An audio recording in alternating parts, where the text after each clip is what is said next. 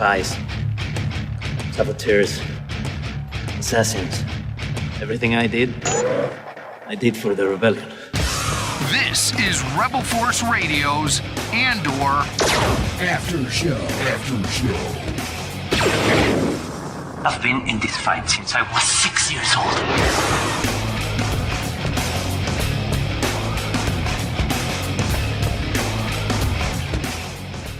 old. All right. We are RFR. The galaxy is listening. We are RFR. The galaxy is listening. I think that was our slogan there many years ago. Wow, welcome back, Rebel Force Radio and the ANDOR After Show. Man, oh man, do they keep ratcheting this thing up a notch each week. This was intense. Holy cow, the time flew by. Still, again, in about another 2.5 hours worth of incredible content, and it just, I was exhausted after the end. I was absolutely exhausted. The emotions, up, down, sideways, and so much has really changed. We got to talk about the change on Yavin. We got to talk about this aura of mistrust that's running through everybody. Who can anyone trust? It opens up, and Andor doesn't trust Luthen right now, and he's not too sure about Will, and Mon doesn't know who to trust. I mean, my goodness. It is really, really thick with mistrust all over the place, and so much to unpack with these 3 episodes.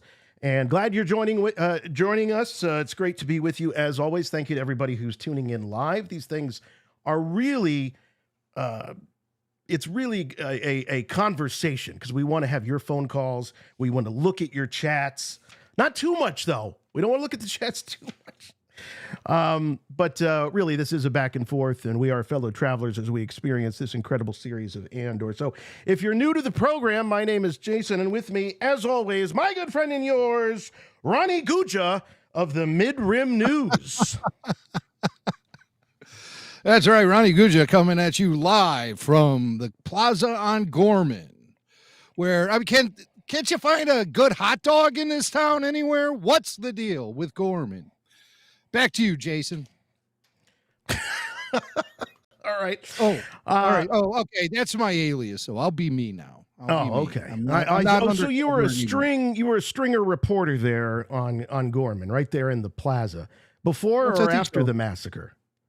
In my fantasy, it was the thing that started the massacre. Was my quest for a good hot dog in the Palma. What is it called? The Palma Plaza? The Palmo Plaza, I thought. Or the Plaza at Palmo.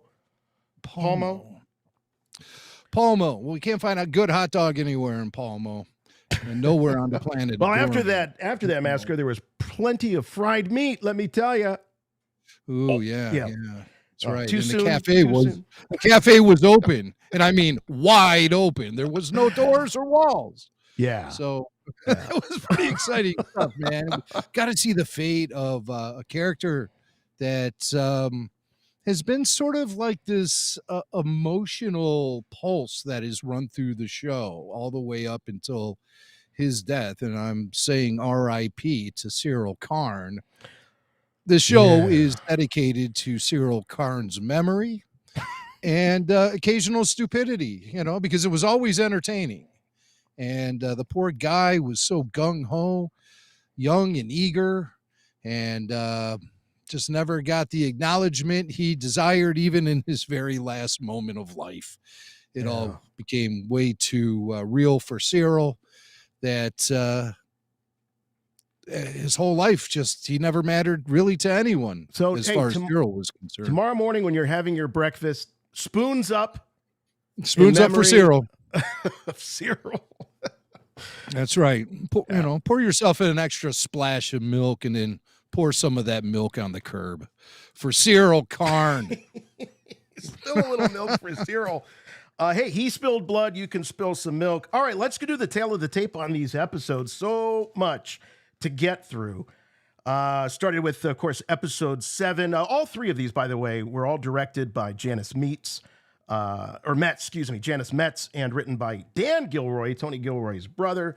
Episode 7, Messenger, just about 39 minutes. Short, relatively, considering the length of these episodes as they have been all season long. Episode 8, Who Are You? A little longer at 43 minutes. And then the biggie that wrapped it all up for this block. Episode 9, Welcome to the Rebellion, 53 minutes. All of these having their original premiere date, May 6, 2025. And Jim, I'd say halfway through, it took me about halfway through Who Are You? Where I stopped singing, Who are you? Who? Yeah, well, and then I finally gave myself into watching the episode. But yes. Who the are you? Remember that part of the song? I do.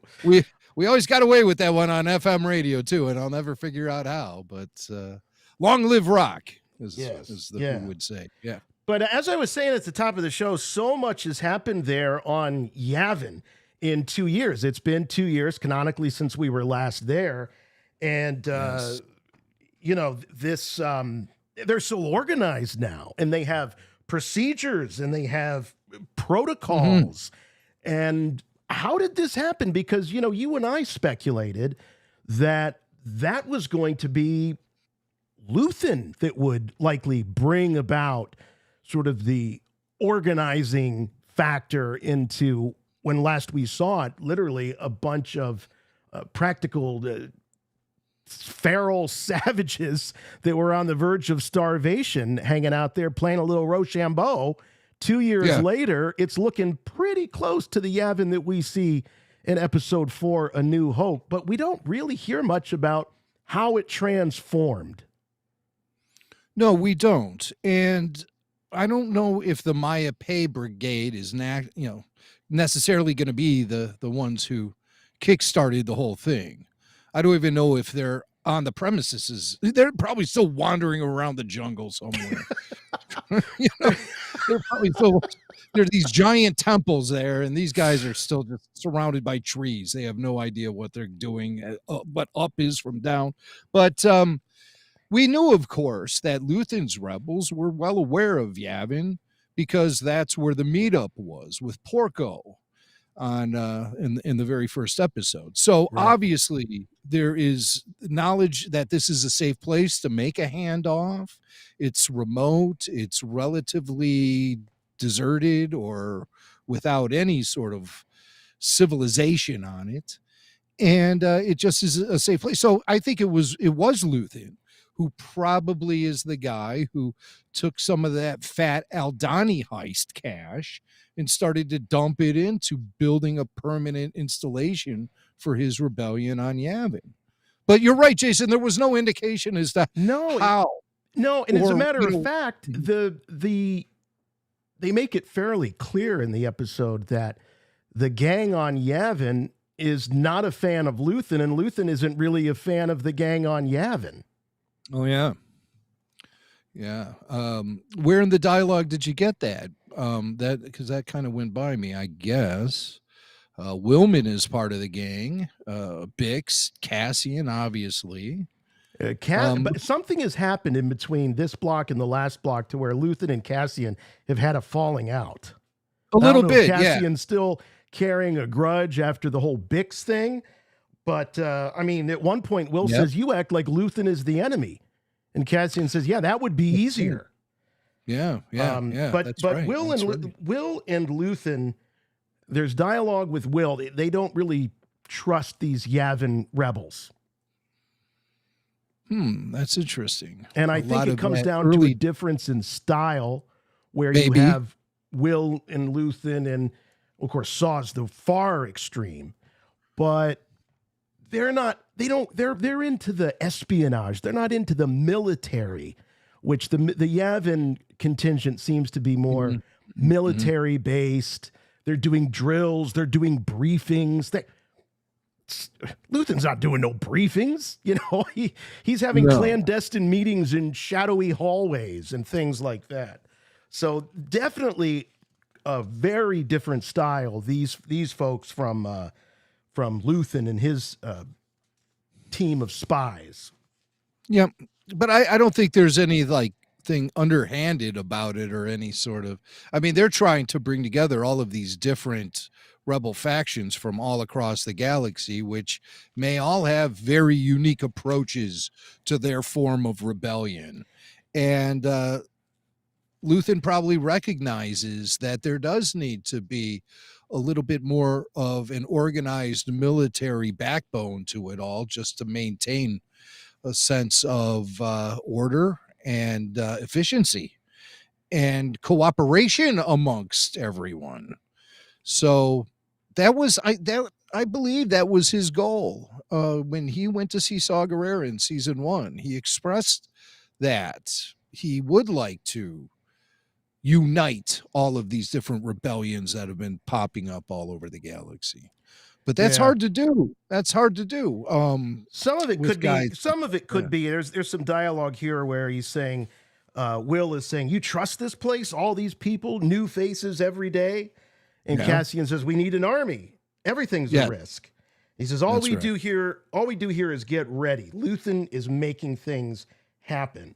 So it felt to me like there was some tension with who's doing what, who's making the biggest difference, who can you trust, and this whole idea of trust runs through all 3 of these episodes. The lack of trust, whether it be Bale Organa's team that's going to get Mon out of the capital, to Mon not thinking she can trust her closest advisor.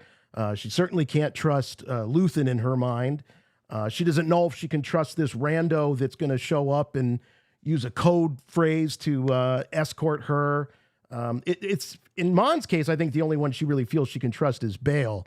And we'll see later where Luthen kind of throws some shade on that, at least in terms of the team that Bale has assembled to escort her out of the capital. So it just seems like there's no one knows who to trust, basically, in this arc. Yeah, for sure. I mean, there's paranoia is pretty thick in situations such as these, and rightfully so. But Bale, I think he and Luthen are definitely working together. It's interesting about the corruption of the team that Bale sends out to meet Mon, because the one member of the team who turned out to be corrupt is the one that Lonnie Young placed in that team. That's their agent. And Lonnie, of course, we know, works for Luthen. So is Luthen just trying to stir things up because maybe Luthen doesn't quite trust Bale? So he purposefully infiltrates Bale's escape plan with this agent, who then pulls a blaster on Mon and claims she works with the ISB. Proclaims she works with the ISB. It was we see false flags and we see gaslighting all throughout this block of episodes. So if Luthen felt that Bale's influence was growing beyond what he felt was appropriate, he would put him in his place if he had to. There's nothing, of course, but wild speculation to support that. But I like the theory. But we'll see later that there's just a ton of, like I say, false flags and gaslighting. I mean, this whole Gorman plot with what they're really doing there. And of course, Mon talks about the difference between the words people are saying and the reality, and how there's this chasm between what people are saying and the real world. Another huge theme, as which I think goes back to the whole idea of trust. But so Will comes back to Yavin. Did you get the sense that this is the first time they've seen him since he was huffing Rhydonium with Saw? Or do you think that he'd been back? Because I was looking to see a strung out Will that was, showed evidence of being the Rhydonium hoofer or whatever it is. No, because when he was off with Saw, that's when Cassian and Bix were still shacked up in the safe house at Coruscant. They didn't have their sweet tree house on Yavin. And it certainly appeared Willman had been to that tree house before. They had seen him. They started questioning him about where he'd been. They want to know. And Willman's being sketchy at first about where he was, what the mission was on. And Cassian just keeps, banging on that drum until he finally says that he's been out making these runs for Luthen. Yeah. And so he's back with Luthen. He's not working with Saw's guys anymore. So that happened in the year gap. Right. So he's been making up. side runs to Gorman. Mm-hmm. And he's been seeing with his own eyes, reporting to Luthen and everything about the destruction that's been going on there. And Luthen, much like the Empire, they're both kind of rooting on this uprising happening, so both sides can exploit it for their own purposes. Yes. Luthen wants the Gorman uprising to show that the Empire they're not dealing with any sort of due process. They're just taking what they want and leaving bodies in their wake. And he wants the whole world to see that. Meanwhile, the Empire wants the Gormans to rise up to show that there's an insurgency going on there. And these people on Gorman are committing anti-imperial acts. Yes. And so, both meet in the middle, and it's the perfect storm. Yeah, they both want to exploit and go even beyond exploitation. In the case of the Empire, they're not just going to exploit it, they're going to cause it. They're going to ensure that there is an incident. And it actually comes down to an Imperial sniper taking out one of his own guys. Right. Although I think one of the Gorman threw some fruit. And that gets very messy. It gets all over the nice uniform. But they were passing around Molotov cocktails and things like that too. It was going to get escalated sooner or later. I don't even think the sniper on the rooftop was even necessary. I think things were beginning to escalate just fine, and they didn't need an additional cause of Molotov cocktail. There were Molotov cocktails. I saw them throwing fruit. They were passing around bottles of liquid with rags in the top of the bottle. So they might have started some fires, but they the Empire felt that they needed a blaster bullet. They needed their equivalent of what we had with the shot heard around the world. There's still debate about whether or not at the Boston Massacre who fired first. Was it the rebels, the American rebels, or the British? But yeah, it escalated. They needed it. They needed to exploit it. We see Dedra pretty quick in this episode having a conversation with Partagaz. And Jim, there is a big difference between knowing that something's going to happen and when it actually happens. And I think Dedra was so shell-shocked when she found out that this thing was finally a go. She'd been there for a year. She's still hanging with her boyfriend here and there. And who knows, maybe in the back of Dedra's mind, she thought maybe this thing is just going to sort of work itself out. Maybe, you tend to kid yourself when you're on the verge of committing genocide, because she's totally shocked. And I would say, horrified when finally Partagaz gives her the word that it's all going down, and it's going down imminently. Wow. Well, going back to what you said about her thinking that maybe it might work itself out, it appears that there was something on the table where Krennic had the lab on Yadu, That's that lab. Right. Galen Urso and his crew of Imperial scientists, he had those guys working overtime all year to try to find a substitute for the valuable a Gorman synthetic mineral version of the calcite or something. But yeah. and that's needed to coat the reactor lenses of, we're presuming, the Death Star. I mean, what else could it possibly be? So Partagas is just like, they couldn't figure it out. So too bad, Gorman. Well, he goes, Tough bad roll luck, of the dice for Gorman. them. Bad Yeah, luck, right. Gorman. It's like, what? So, so he, says we need what's in the ground, and when we're done, there's not going to be much left to call home. And so now all of a sudden things do seem to be happening a lot quicker than Dedra is comfortable with at this point. It's all happening too fast, because she's like, it feels like it's already underway at this point, and she's just now getting some tidbits of information. I think maybe she feels like she should have been made aware of things sooner.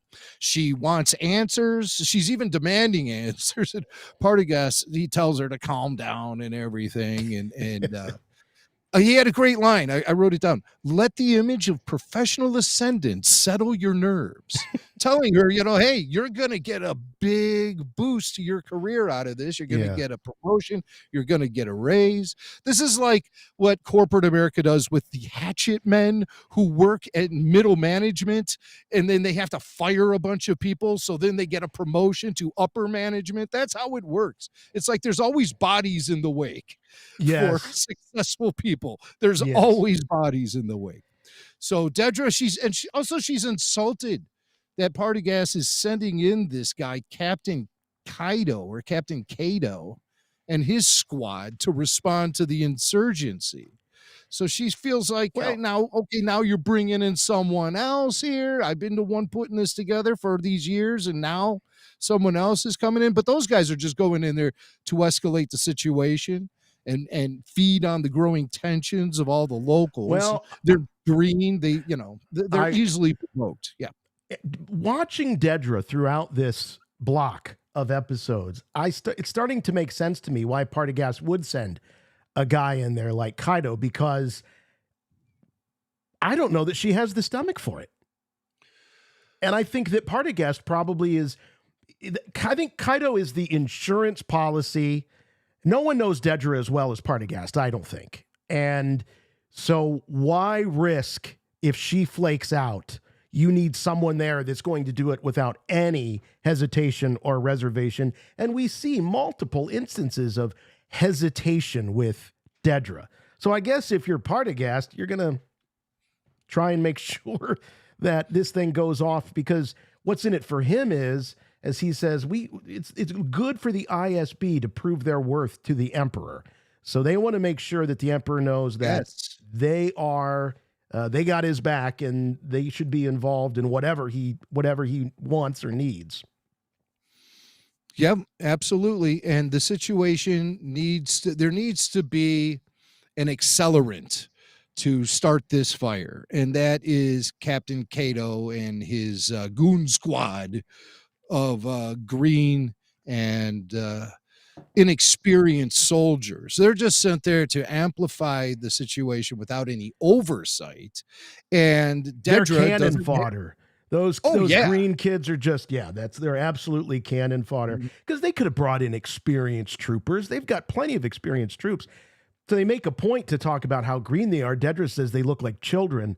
So this was all about exploiting their being green and hoping that they would freak out and overreact, maybe.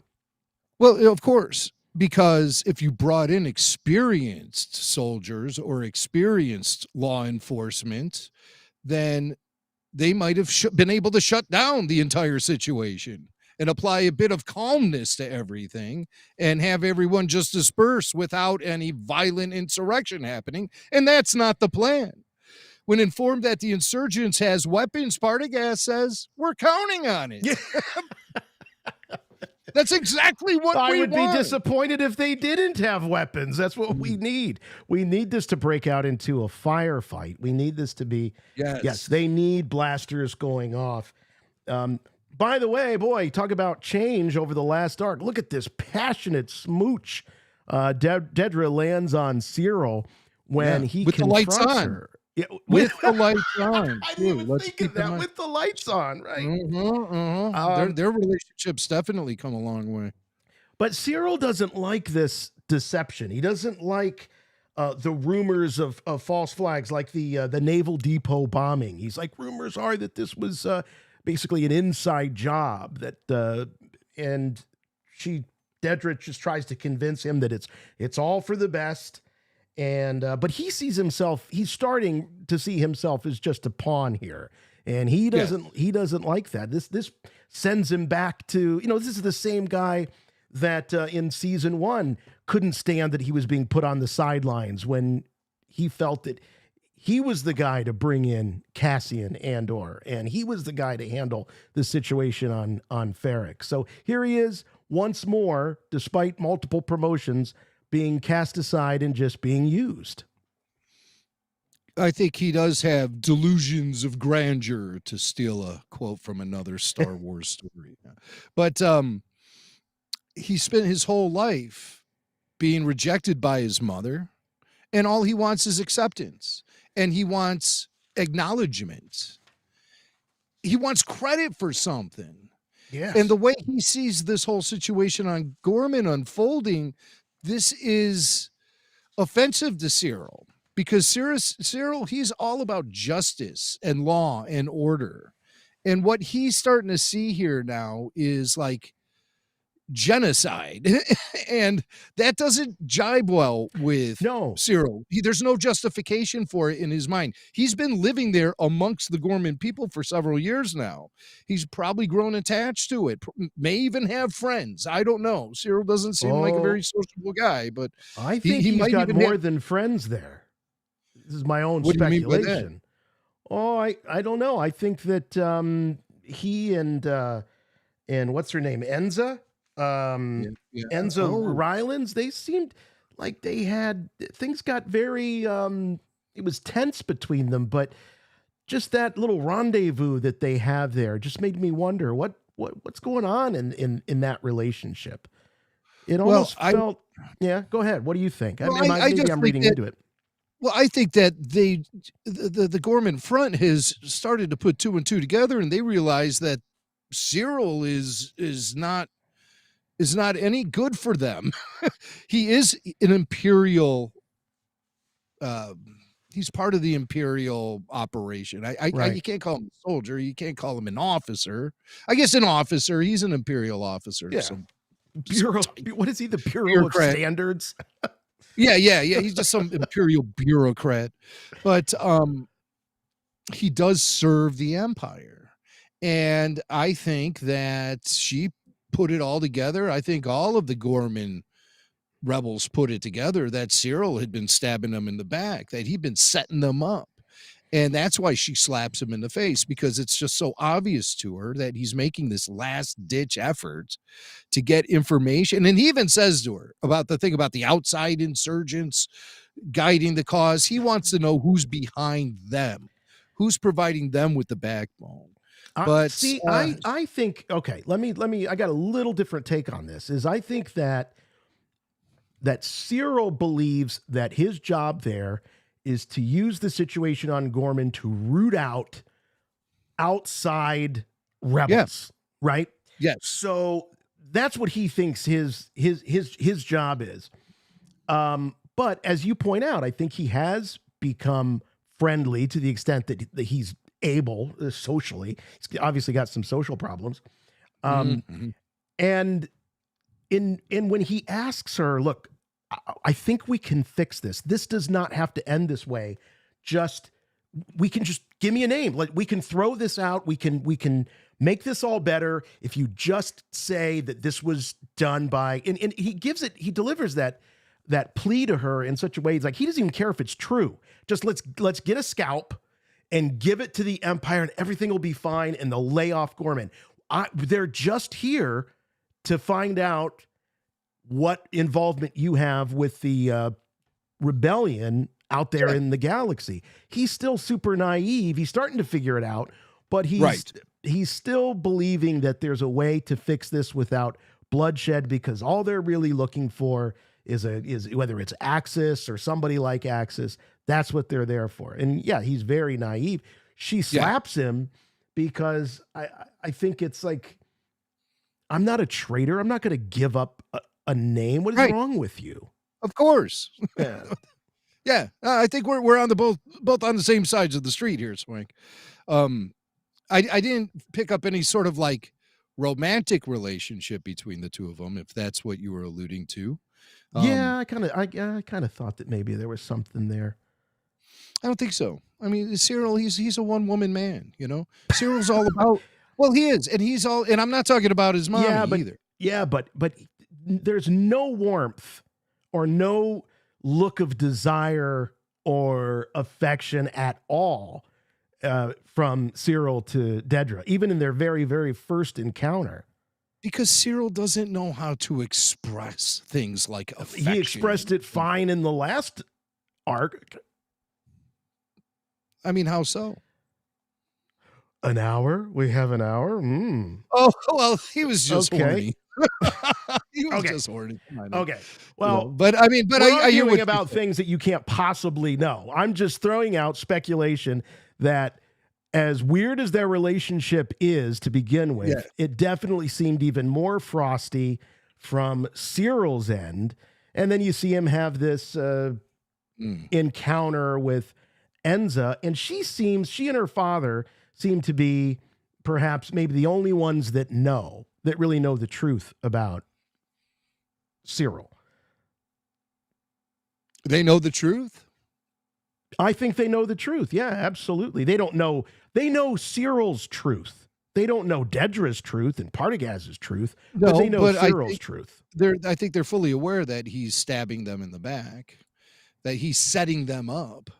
No, I don't think so at all. I think they think that he's there to find the outsiders. He's there. He has no interest in the Gorman front or the Gorman insurgency. He's there to see how they're being either manipulated or infiltrated by the rebellion outside of Gorman. I think that's what they know, but the others don't. That's kind of the front for his whole mission to begin with. So maybe Cyril's still trying to figure that out for himself.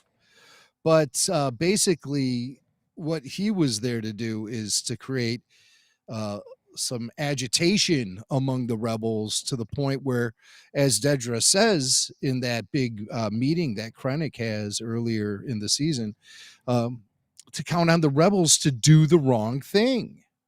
And that's what he was juicing them to do. That's how they set it up. Yeah. I agree with you, but there's nothing on screen that shows him trying to escalate or disinform or misinform the Gormans. No. He gives them the schedules of those weapons transports so they can ambush them. He does provide them with that huge piece of information. And that, obviously is something that pours fuel on the fire and raises the temperature with these Gorman rebels. And now they're making these blatant attacks on Imperial transports out in the open and stealing their weapons. Well, then it makes no sense. So if the two Rylands know, they don't. By this point, they figured Syril out, is what I'm saying. And that's why she slaps him in the face. He has the nerve to come on and try to even get more information out of them. She thinks he's full of crap. That's why she slaps him in the face. Like, how dare you even try this again? Again. So you're thinking that it's been some time since. It's been a year. So you don't think he's talked to Enza for a year? No, just it's been a year where things could develop and go south with them. But you're right. I don't recall that actually being really telegraphed anywhere in any of the exposition or dialogue or anything. They don't really say why, at least as far as I know. I mean, people in the chat, you guys might have picked up something that me and Jason are missing, but what was the catalyst for why the Gorman front suddenly turned their back on Syril? I'm pretty sure it happened before that scene when she slaps him, but I don't know. I don't have any. I still think that it's an effort. It's a altruistic effort from Syril to try and save this situation from getting worse, which is give me a name. He still thinks that if he gets the name and feeds that to the Empire, that this thing is not going to continue to snowball. But who knows? I did want to point out. He is kept in the dark about what the end game is. What's the end game? I need the end game. Syril doesn't know the end game. Syril still thinks he's on that mission, to accelerate the activities of the Gorman front. Yeah. The propaganda machine is in full swing. I want to quote some of the news reports because I just thought there's a lot to learn from this. We lead from Gorman again this morning with reports of another terrorist attack overnight as a series of explosions rocked the naval terminal in Palmo. Perhaps as many as 3 rising over the Imperial naval terminal, where with Gorman already under curfew and increased security, this represents a turning point in the terror campaign that's been escalating for the past year, freezing Gorman assets galaxy-wide, calling for a blockade of material assistance until the incident can be fully explained and the terrorists have been brought to justice. So you've got their own news there on Gorman, or the Imperial-run, state-run media. Already calling them all terrorists. Terrorists, yeah. They call at one point they call the Imperials martyred soldiers. Oh yeah. And it's so blatant. There's a line that Oren says. He says they don't even bother to lie badly anymore. They're so blatant with everything.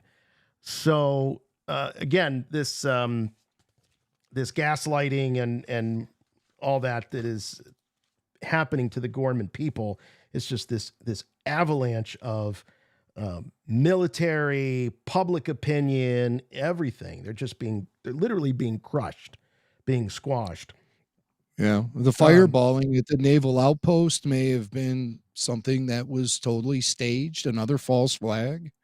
Just things to, amplify the situation more and more, start portraying the Gormans more and more in a bad light, galaxy-wide, via things like news broadcasts and other propaganda. And, and creating these situations, the firebombing at the naval terminal. I don't know. I think that's another false flag. I think the Empire themselves probably responsible for that firebombing. Absolutely. Just to turn the heat up. Yeah. Absolutely. Let's talk about this force healer. All right. Finally, we've got a little action in the force on Andor. Didn't hear any reference to the force. I don't believe in season 1. I don't even think we got a "May the Force be with you." He talks about Marva having this issue with force healers, and Bix kind of laughs and says, "Oh, that was 10 years ago." But I was trying to think, did we ever hear Marva say anything sarcastic about the force or anything like that? I don't think the words even in season 1. So this is really the very first time in a Star Wars series that we hear about the force, and we see this force healer. And in this Star Wars series, there's other Star Wars series where we've heard about the force. Oh, that's what I meant. We're talking about Andor. Yeah, this Star Wars series. So she calls Cassian a messenger. She's there. Bix thinks, okay, maybe he's got this shoulder injury. Maybe she can help him out, and she goes to force heal, and which is again a relatively new force power. I think. I mean, we didn't see force healing. When did we see force healing for the first time? I think it was in animation? Or was it all the way in the sequel trilogy? It could have been Rey. It could have been. I remember it being prevalent in the expanded universe days. There was a Jedi healer named Silgal who was a Mon Cal, and she was a Jedi healer.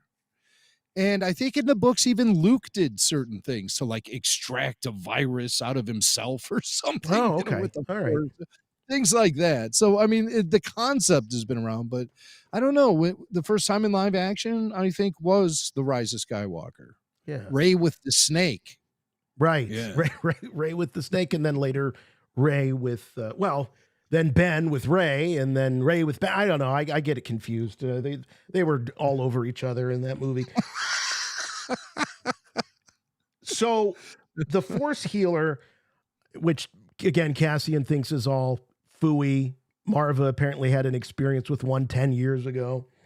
But when she goes to sort of lay hands, if we want to look at this from sort of an evangelical point of view, she gets something from Cassian. She gets a feeling that he is a messenger, that he has purpose, a place that he needs to be.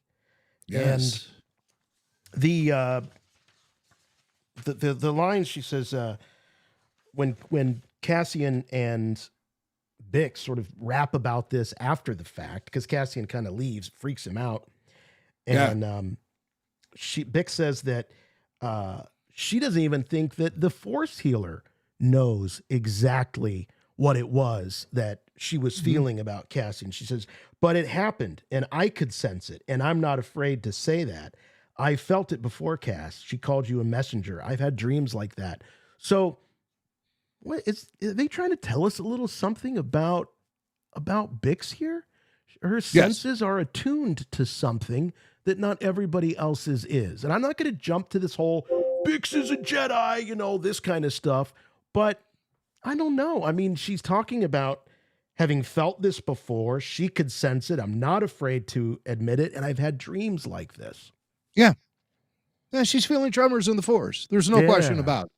She's a Force sensitive, untrained, and without any discipline, but she is a Force user. You can't call her a Jedi. I mean, my God. But there's just something there. She's feeling the Force, and the Force works in mysterious ways. And I believe it's this encounter that eventually comes into play at the end of the third episode of this arc when Bix splits. I think it's very much connected to this tremor in the Force she felt. The healer thanked Cassian because she was getting some positive vibes off of him. Strength of spirit. Strength of spirit. And Bix believes that the healer may have had a Force vision without saying those exact words. Yes. Because she keeps asking, what did you see? What did you see? Yeah. And Bix can sympathize with that because she's having similar vibes, tremors. Let's just say tremors in the Force, not a vision, just tremors. Yeah. And so this Force healer senses purpose in Cassian. Bix senses the same purpose in Cassian. She knows he's destined for greatness as far as this rebellion against the Empire goes. And the Force healer tells Bix that maybe Cassian needs to be with her, which, I think puts a lot of pressure on Bix right then and there. When Cassian starts revealing that he wants to leave the rebellion and just be with her. Right. Then Bix feels, she starts to feel a bit of responsibility. And she says, when she finally does split at the end of episode 3, that she would never have been able to live with herself if Cassian had walked away from the rebellion for her. So she made a decision for the both of them, took herself out of the equation, and now Cassian has nothing left but the rebellion. So he has to continue the fight. Yeah. And I think it all ties in with this scene. I think that's where, I saw someone online today in the RFR group saying, Bix betrayed Cassian. And I was, no, I don't see it as betrayal. I see it as the Force working in mysterious ways. That's what I see. Well, I see Bix stepping out of the way. She sort of makes the decision for Cassian. Oh, yeah. Because she didn't trust that he would make the right one. And he wouldn't make the right decision because of her. So that was really her only choice.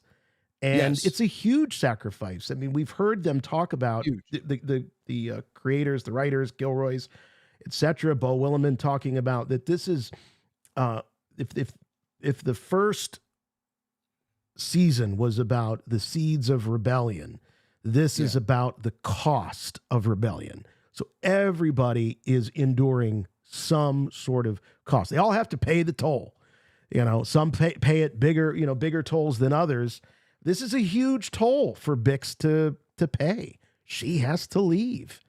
So I don't think it was sacrifice. I think it was absolutely sacrifice. Yes. Yeah, she's making a big sacrifice. But she knows. And again, I believe the Force is guiding her decisions here. I firmly believe that. I agree. You know, and she's also running the risk that Cassian might hate her for the rest of his life. She doesn't know. He may absolutely resent her for leaving. But it doesn't matter, because what matters more than anything is the cause. And the Force healer has essentially proven to Bix that Cassian is necessary for the destiny of the rebellion really lies in the hands of Cassian Andor. That's what she thinks. And lots of people believe that too, just to reinforce the thing she's feeling. I mean, you got Craven. He's demanding a sense of loyalty, commitment. That's what he wants from Cassian. He wants commitment, and he doesn't want Cassian just to be treating Yavin as if it's his resort to just come and go as he pleases. Right. Using rebel gear and you know all of that stuff. Yeah, he's got an issue with that. This guy Craven, he's by the book and everything, and he just doesn't quite trust Cassian, even despite the clout Cassian obviously has among the rebels. He doesn't answer to anyone. You can't tell him what to do. Right. He's Cassian, and he's just going to do whatever he wants because he's tight with the big man, Luthen, obviously, and because he's proven himself so many times in the field. He probably is the most decorated rebel there is up to this point. And I think he's pretty confident in the fact that in his mind, they need him more than he needs them. So... Right. And I think they know that as well. Shots. Yeah. And he even goes so far as to say the day I can't come and go is the day that I'm gone. Yeah. You're not going to pin me down. Right. There is this split, you know, and you were talking about the trust that the lack of trust here in this scene between who's the general here? Draven. Yeah. He was the lack of trust between Draven and Cassian. So it just keeps coming back to this. Gosh, we're still 2 years out, only 2 years out. And they seem like such a tight knit group by the time they're doing that first run on the Death Star. But they still got a lot of growth to go. We see the rebellion seem to be split between Order, which is represented, I think, by Draven, and Chaos. It's represented by guys like Saw, Cassian to an extent, maybe Luthen, a little more chaotic, a little more fly by the seat of your pants. Whereas, again, Draven's all about briefings. They talk about check-ins, checkouts, flight logs, all that stuff. Draven seems like a guy who has a vast military career. Sure, yeah. Probably former Imperial, you know. I'm sure you could look all this up online, you know. Well, Jimmy Mack, it says right here on Wikipedia. I'm not looking that stuff up all the time. But, you know, I'm just taking my knowledge of the character from what I know from this show and from Rogue One. And he seems like a guy who has a serious, organized military background, and he knows how to do it. Cassian, meanwhile, he's a street rat, essentially, who fell into this whole thing because he was stealing from the Empire and selling their gear on the black market, which happened to catch Luthen's attention. And He never had any sort of organized military training or discipline. He never walked in the straight line. He never did the push-ups at sunrise. He never did all that stuff. No, he would never listen to anybody. He wouldn't listen to Marva. No. He wouldn't listen to, anyone that he was working for. He was just a scallywag kind of, he was a bum. If your daughter brought him home, you would say, the guy's a bum, dump him. Yeah. Well, he just was a normal guy. He really didn't have much going for him, and he didn't have any money or anything. He grew up relatively poor. But now he's this big rebellion figure. And I think Draven is threatened by the independence Cassian has. I think Draven feels very threatened by that because that doesn't go down with his appreciation of a military machine. It doesn't work when some of the parts are not really connecting with the rest of the machine. We were talking about Starfighter having perhaps having Top Gun overtones. This has got a little bit of like that because you got Cassian. He's this hot shot. They need him because he's the best, but he's also spontaneous and he can cause problems and he doesn't follow orders. And so he becomes in some ways a liability or dangerous. If they could just get the guy who's the best to just listen and follow orders, but that's also what makes him so good. But what Draven doesn't understand is Cassian is listening and following orders. He's on a secret mission to go with Willman to Gorman to assassinate Dedra Mira. So he's not going to spell that all out for Draven. Draven, you get the guys, make sure their check-in times are on time, and you're the one who gets them marching in a straight line and lining up for inspection and all that stuff. Cassian's off to go kill a top-ranking Imperial. So, that's not to be discussed out on the landing field at Yavin. He's on a mission. He's on a mission for Luthen, and that's that. Draven doesn't need to know anything about it. Do you think that the fact that Draven doesn't know about this, that Luthen didn't communicate this to Draven in any way or give Cassian permission to fill Draven in, is that just because Draven is still on a need-to-know basis, or is that because there's this potential but split between, there's not a lot of synergy between, I don't think, Luthen and this team on Yavin? No, I think it just comes down to doing their duty. And I think Draven is there to organize the Yavin base. And we hear from Bale in the 3rd episode that it's not up to speed yet. So Draven and his peers obviously have a lot of work to do there on Yavin to get the whole machine up and running. So this is a mission that Cassian's on. He's doing his duty. He's going on this undercover assassination mission for Luthen, and Draven is there to get Yavin up and running. And it's extremely necessary. Both men are successful in what they do, and they don't really intertwine probably in Luthen's mind. Yeah. Luthen doesn't concern himself with the day-to-day operations of the military outpost. He just wants to know if it's good to go. That's all he cares about. Right. And then he handles the more delicate situations. When the yogurt hits the fan, does he have a military force that he can rely on? Because that's the one he's gonna light the spark. Yeah. So this assassination mission is totally top secret. It doesn't concern Draven whatsoever. Draven's just a typical bureaucrat. So while the rebellion is split between order and chaos, the Gorman resistance is split between peaceful protests. Caro Rylands, he's very much for keeping the peace, keeping their dignity as Gore, and violence. Others are calling for violence, thinking that his ways are the ship has sailed. We need to fight fire with fire. And so we definitely see that they're not united either. In fact, we don't see their unification until they all start singing on the plaza. That's, I think, the moment when they realize if they're going to go down, they're going to go down as Gore. Well, Rylance believes they're being manipulated and played. And this is where, you understand there's the distrust now with Syril, Right. because he's among those who are manipulating and playing the Gorman front. But it also appears that Rylance has lost a little bit of clout among his group since the last year.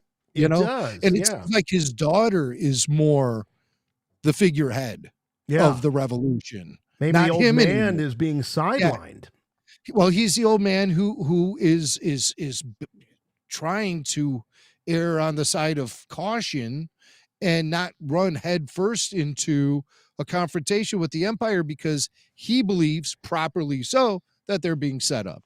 They're being manipulated, that they're being pushed into a corner and, on purpose, and just to see what the reaction is going to be. So we see among the group also that Lazine guy is back. He was the one who was speaking very bluntly at the town hall in the last arc, and also the guy who bum rushed poor Sam with the blaster, forcing Sam to inadvertently pull the trigger and shoot Cinta. So he appears to be no longer this blunt object, a bull in a china shop, Lazine. He's no longer just angry and unfocused. He now comes off as like a patriot, Yes. He doesn't make those rash reactions anymore. He's more measured, more in control. And when I say he's a patriot, he's like, we are the Gore, and that just emphasizes the things you were just saying. Isn't it interesting that this is the guy, as you point out, that gets into that scuffle with Sam that leads to Cinta's death at the hands of friendly fire, and now he's the guy. He was the guy that really turned that into a violent scene. If you think about it, he was the catalyst. Now he's the guy that goes out when things are about to turn violent and starts singing the anthem of Gorman. So clearly he has learned something from his actions that took the life of Cinta. So we see a little character growth in a character that's relatively minor. Yeah, right. Dialogue and screen time. He is a background character and very minor, but yet his actions did end up, having tragic results for a character who was a little bit more in the forefront, like Cinta. One of the survivors raid on Aldani, the Aldani heist. So, but I just took note of that simple character evolution for Lazine. I think he put the bottle. That's what I think it is. I think he put the bottle. He's down on the wagon, Lazine. He's on the for sure. Next episode, he's having a dry January. Yeah, we'll see him soon. Going, more wine. Hey, more wine. Motioning over. I think he's the Clemenza of Gorman. Okay, I knew you were making some Godfather reference there. I just didn't know what it was. Oh, sorry. Yeah, the Clemenza when he's drinking wine out of the pitcher at the wedding. So Bix and Vel, we do get an update on what happened to Vel when last we saw Vel. She was completely heartbroken. The love of her life, Cinta, was killed. We find out that she kind of went off the grid doing some smuggling, and she talked about being reckless. But now she's back, and she's kind of turned on by this idea of having a real army. So she goes to Bix, sort of on behalf of Dodonna. That was a cool name drop, Dodonna, and Draven, of course, saying, "Look, they want to promote Cassian. They just need to see a little discipline from him." So when we look at what Bix decides to do at the end, she's got this force healer saying that from a spiritual plane, Cassian is super important. She's got Vel talking about from a very real, gritty, material perspective. Cassian is super important. There's greatness waiting for him. Promotion. He just needs discipline. Well, what causes Cassian to exhibit a lack of discipline? A lot of times it's Bix and his attachment to Bix. The other line that I thought was interesting, Jim, is she says, this is Vel, we're not Luthen's puppets anymore. That is interesting. So that is an interesting. Vel is it's because I think it's what she means by that, if I may, is that she sees the growing rebellion become more and more organized. And she feels part of something now. She doesn't feel like she's just a blunt instrument being used by Luthen, by this guy who's got money and power. She feels like she's part of something now, not just a hired hand for one guy. She feels like there's a cause that she's part of now. So that's what I think she means by that. I think if Luthen calls, she'll answer. If he snaps, she'll jump. I don't think that's changed. But it's the situation is much bigger than Luthen was. You definitely seem. It's interesting. We watched the same episode. This is why this stuff is fun, folks. I'm watching this stuff and I'm seeing Luthen lose trust in the people that are surrounding him bit by bit. Aunt Cassian, Vel.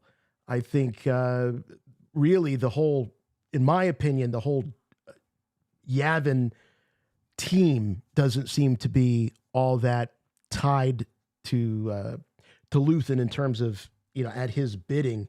You got Vel talking about we're no longer puppets. But the ironic thing is, as she's saying we're no longer Luthen's puppets, Cassian and Will are on an assassination mission from Luthen. So there's some irony there.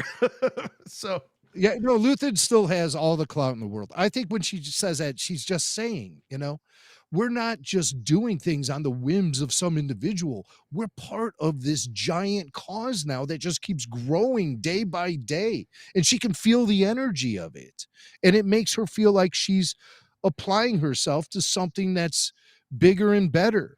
When she says she was smuggling, she was making smuggling runs for the Alliance. She wasn't like Han Solo being a pirate or anything. She was making those runs for the Alliance, but she was getting reckless and needed a break. So I think what makes you think she was doing it for the Alliance? Yeah. What makes you think that? Because I thought the implication was that she went like independent or no. Went we've rogue. already seen associates of Luthen attempt to do that. Lonnie Young, Cassian, that's two guys right there. Once you're in, you're in. He would never allow it. He would never allow it. I see. He would never allow it. Clea would never allow it. Cassian himself probably would never allow it. Cinta wouldn't have allowed it. Now, maybe she just was making these smuggling runs just to get herself away, to clear her head, be alone in space or whatever. But I firmly believe that she was making those runs for the Alliance. I don't think she ever took a break in serving the cause. Yeah, you sold me. You sold me on the fact that Luthen wouldn't just let her go off. That would be way too risky. So now he might have assigned her to do those smuggling runs because she needed time away to be by herself and deal with her feelings.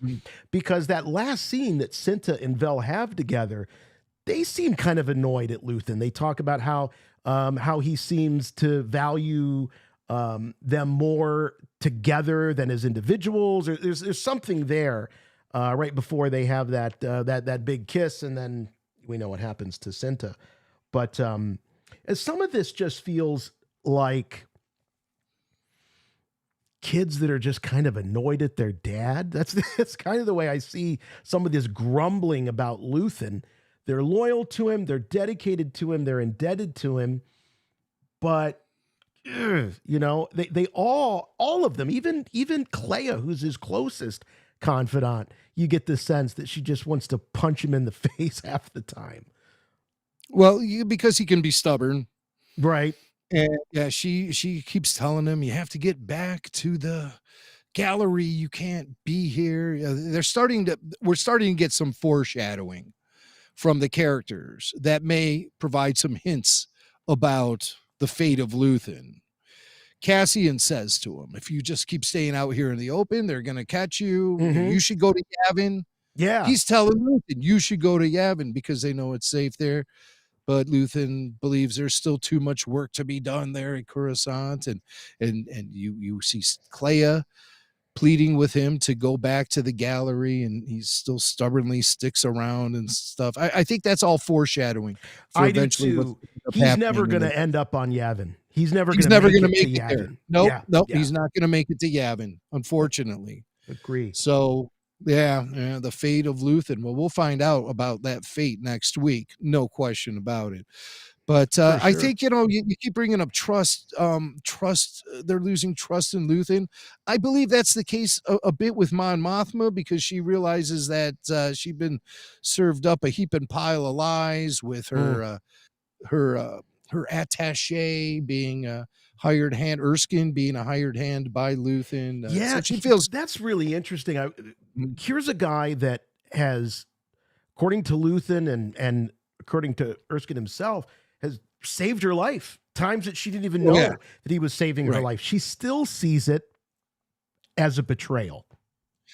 Well, she'd been lied to. She'd been, told this guy was one thing. He presented himself as something that he wasn't, and she just feels a little unnerved by that. And so that I think definitely creates some major trust issues between her and Luthen. But I think with the case of the others, like Andor sometimes swaying and Vel or Bix, whoever, I think Luthen would look at it more like they're losing faith in the cause. Not that they're losing trust in me. Right. They're losing faith in the cause, because Luthen believes that everything he does is absolutely just, even if he has to do terrible, terrible things. He believes that it's going to result in a better thing, a better world for everyone. But that's what I think. I think that they're shaken. They're getting burnt out. These poor rebels. Right. That's the other thing. This is a human story about people that are being forced to do awful things, endure awful things happening to them.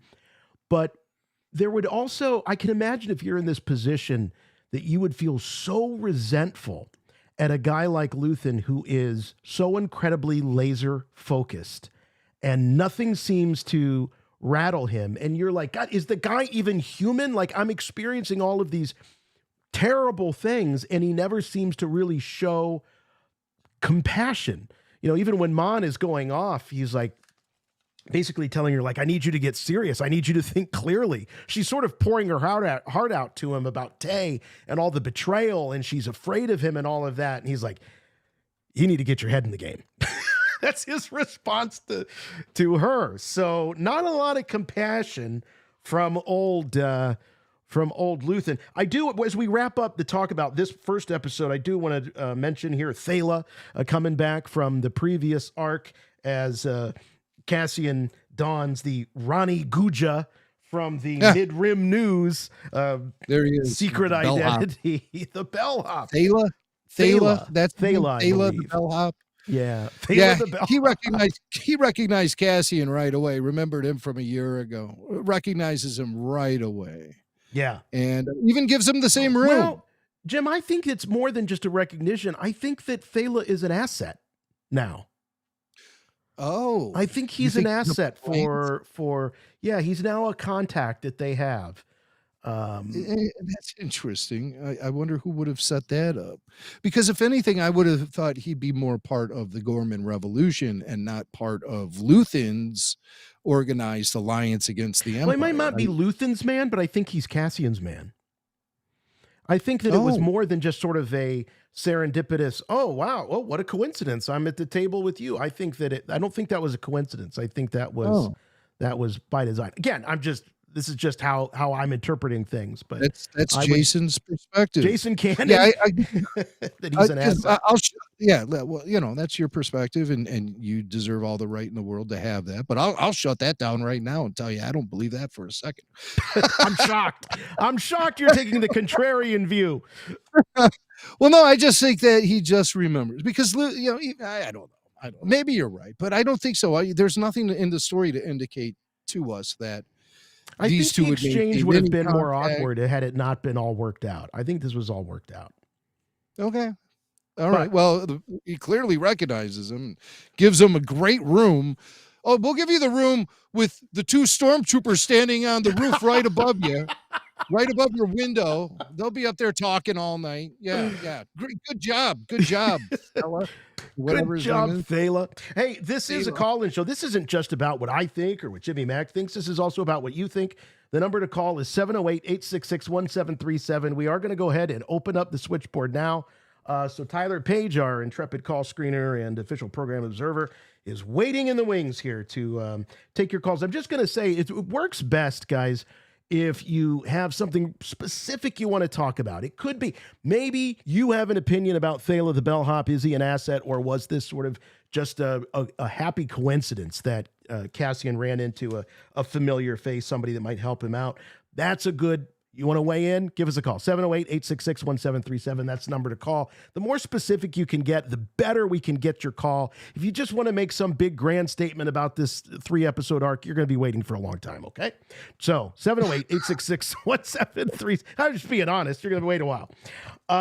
So let's get into the next episode. So No, I have something I want to say. You have something you want to say? Well, I just wanted to follow up on last week because we had announced that RFR and Bull Airs were teaming up to give away store credit for Bull Air's big May 4th amazing series of customized sneakers that drop that day at bullairs.com/May4th. And I just want to congratulate our winners because we announced our winners on the weekly show, but this is the after show, and this is where we announced the giveaway was going to happen. So I wanted to follow up and say congratulations to Josh Schumacher and Jeff Holland. Hey, our VIP Jeff Holland. Jeff now, and yeah. Josh Schumacher, you know, shoe. It kind of works. Why are you emphasizing the? Oh, I get it now. Sorry. Oh, God. Emphasizing. I need another drink. I get it. All Jeff Sneakermacher, Jeff Schumacher. Well, those guys both won credit to Bull Air's store credit, and the drop happened on May 4th, and you guys got to see these shoes to believe them. These are one-of-a-kind customized sneakers that are the coolest shoes in the galaxy, let's face it. And they also have some cool apparel, too. Limited quantities of these amazing one-of-a-kind shoes are still available, and you can go to bullairs.com to check out all the shoes they have there, but be sure to check out their May 4th collection at bullairs.com/May4th. Thank you so much to our friends at Bull Airs for thinking of RFR and giving us that awesome opportunity to share with you guys in our audience some really nice big fat store credit for Bull Airs that could be placed toward the purchase of shoes. I know that Jeff Holland, RFR VIP Jeff Holland, definitely was there at the website on May 4th, and he got his shoes. Oh, which ones did he get? Do you know? Yes, as a matter of fact, I do. Let me just pull up the email here so I get it right. I'm pretty sure these things are like works of art. You know, these. I mean, they really are. And I believe Jeff does. He, you know, besides being such a huge Star Wars fan, he actually does have a sneaker collection. Oh, he's a sneaker guy. Yeah, and that's something I really, really wanted to. Let's see. I know. Oh, yes, he did. He did send me the Swamp Master. Right now, I'm only finding his actual entry into the giveaway, and we chose his name at random, and that was so cool. Yeah, he did tell me which ones he got, but I don't know where he sent that message. I'm pretty sure he got the Astro, I think they're called Astro. The Astromech, the high top the Astromech shoes. Yes. I'm pretty sure he got these. This is like having R2-D2 on your feet. How cool is that? Yeah, those are cool. Wow. So, you know, all of the serious collectors have made a pass through, and there are limited quantities of some of these great sneakers and awesome apparel still available from Bull Airs. So check it out. Thank you again, Bull Airs, for this awesome opportunity to share with our audience this incredible information about your sneakers and to give away that store credit. The RFR audience definitely appreciates it, and I would appreciate it if the entire RFR audience went and checked out these Bull Air sneakers. And if you get yourself a pair, take a photo of them. Let us see them. Put them on your feet. That's what the collectors don't do. They do everything with the shoes, I think, but wear them, right? They put them on your feet. Yeah, I was just put them in a display case. Right. I didn't sit here and I was going to throw shade on them for putting them in a display case while I'm sitting here in front of a display case full of toys. Yeah. Right. Who am I to judge? What's wrong with me? Toys and helmets and things, yeah. We all have our things, We all have our vices. But thanks, Bull Airs. We love you, Bull Airs. You guys rock. Thank you, guys. I do see we've got some calls coming into the switchboard. So again, 708-866-1737. We start the second episode with the Imperials appearing to they're opening the plaza, but for a reason. They're opening it, but at the same time, they're building they're fortifying the armory building with a barricade. And Jim, I mean, we're talking about sitting ducks. This is an absolute recipe for disaster, for a massacre. Will is telling Cassian, because he's on the outside, they're opening up the plaza. And yet Cassian's like, they're not opening anything. They're putting up barricades. They're closing it down. So this is about leading the lambs to the slaughter. And this whole episode is just, I mean, this is just the start. And you just have this, at least I did. I got this sense, this feeling of dread as we're watching this incredible setup. Something just terrible is about to happen.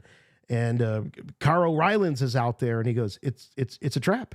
It's a trap. Yeah. Yeah, he sees. And Dedra is again told to be cool by Partagaz because she's like, well, wait a second now. All of the drilling equipment's landing on the planet now. They're setting up a barricade outside the building. What's going on? Well, she's thinking we had a plan. I thought we agreed on all this. This was about insurgency. This was about PR. She even says, does Krennic really want this story out now, getting the mining equipment? And Partagaz says, we're done with local rumors. Yep. The only story that matters is Gorman aggression. And he goes in, he says, I thought this was so cool. He says, the threats, the inexplicable resistance to Imperial norms. We need what's in the ground. The Empire has been patient long enough. 2 seconds later, you hear the same words being parroted by the media, saying that the continued and inexplicable Gorman resistance to Imperial norms. Many people, even some Gormans, have already been asking how long the Empire's patience can be tested.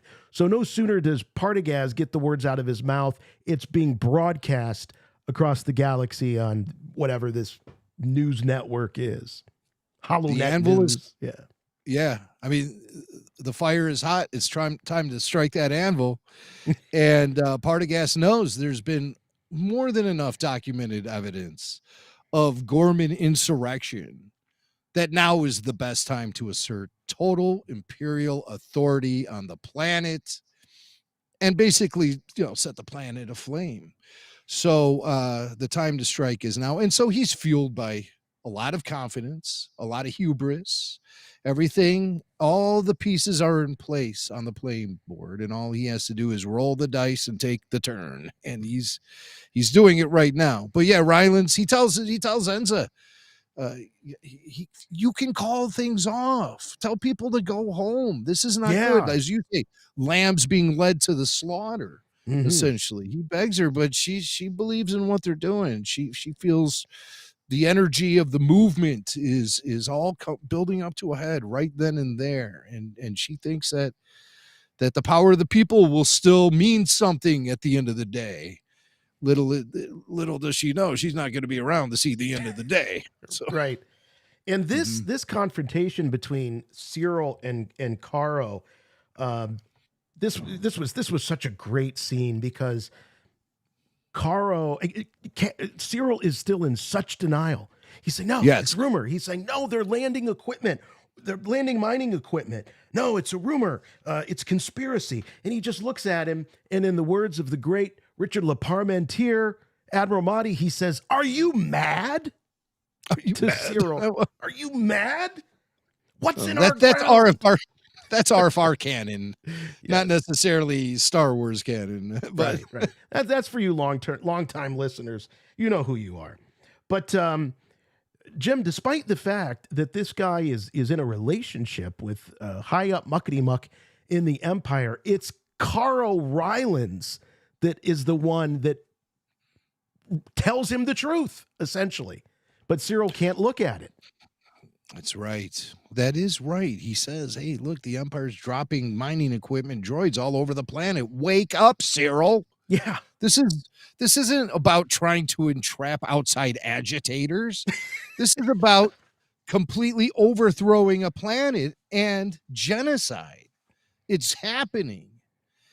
And so that's what, frustrates the hell out of Syril to get a big heaping dose of the truth.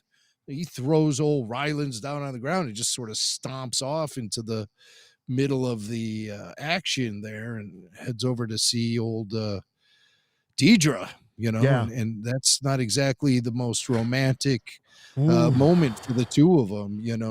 Things have escalated way too far beyond what Syril was told about, and he wants answers, damn it, and he's gonna get them. And this isn't about being kinky here. This it's not about being kinky. Thanks for the disclaimer. I don't know what these imps are into, but no, this was definitely this was an attack. This was violence. This was him saying, what is going on? What is the truth? And all she can say is, he says, "What are we doing here? Following orders. How long have you known about this? How long?" She says, "We can discuss this later. It is too late already." And she pleads with him, and then he starts choking her. He says, "There's an armada up there." He's putting all the pieces together in front of her. Like, no, this isn't. No, they're landing mining equipment. There's an armada up there. How does he know that? How does he know there's an armada? I mean, does this scene happen after those Imperials put him in that holding room with the K2 droids?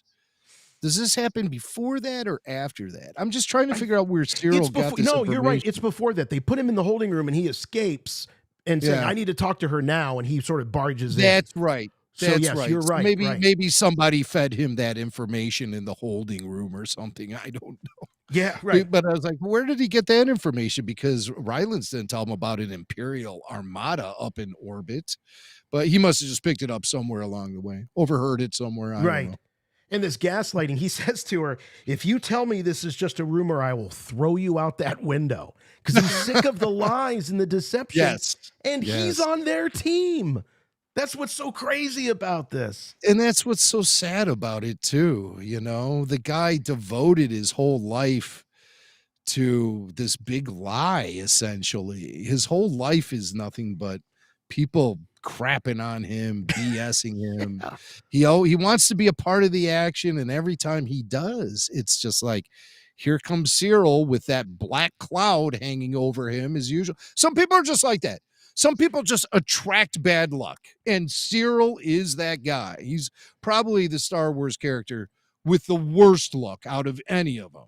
And that includes all those pod racers that went slamming up against the wall during the Buta race. Those guys had bad luck too, but not Syril levels of bad luck. It's funny that you mentioned luck, because at one point earlier, Cassian is talking to Bix about the Force healer, calling him special, and he says, "No, the only thing special about me is luck." Yeah. He still sees, he doesn't want to admit to himself that there's something more to him. Syril is the anti-Cassian. This guy has nothing but, in some ways, the worst luck.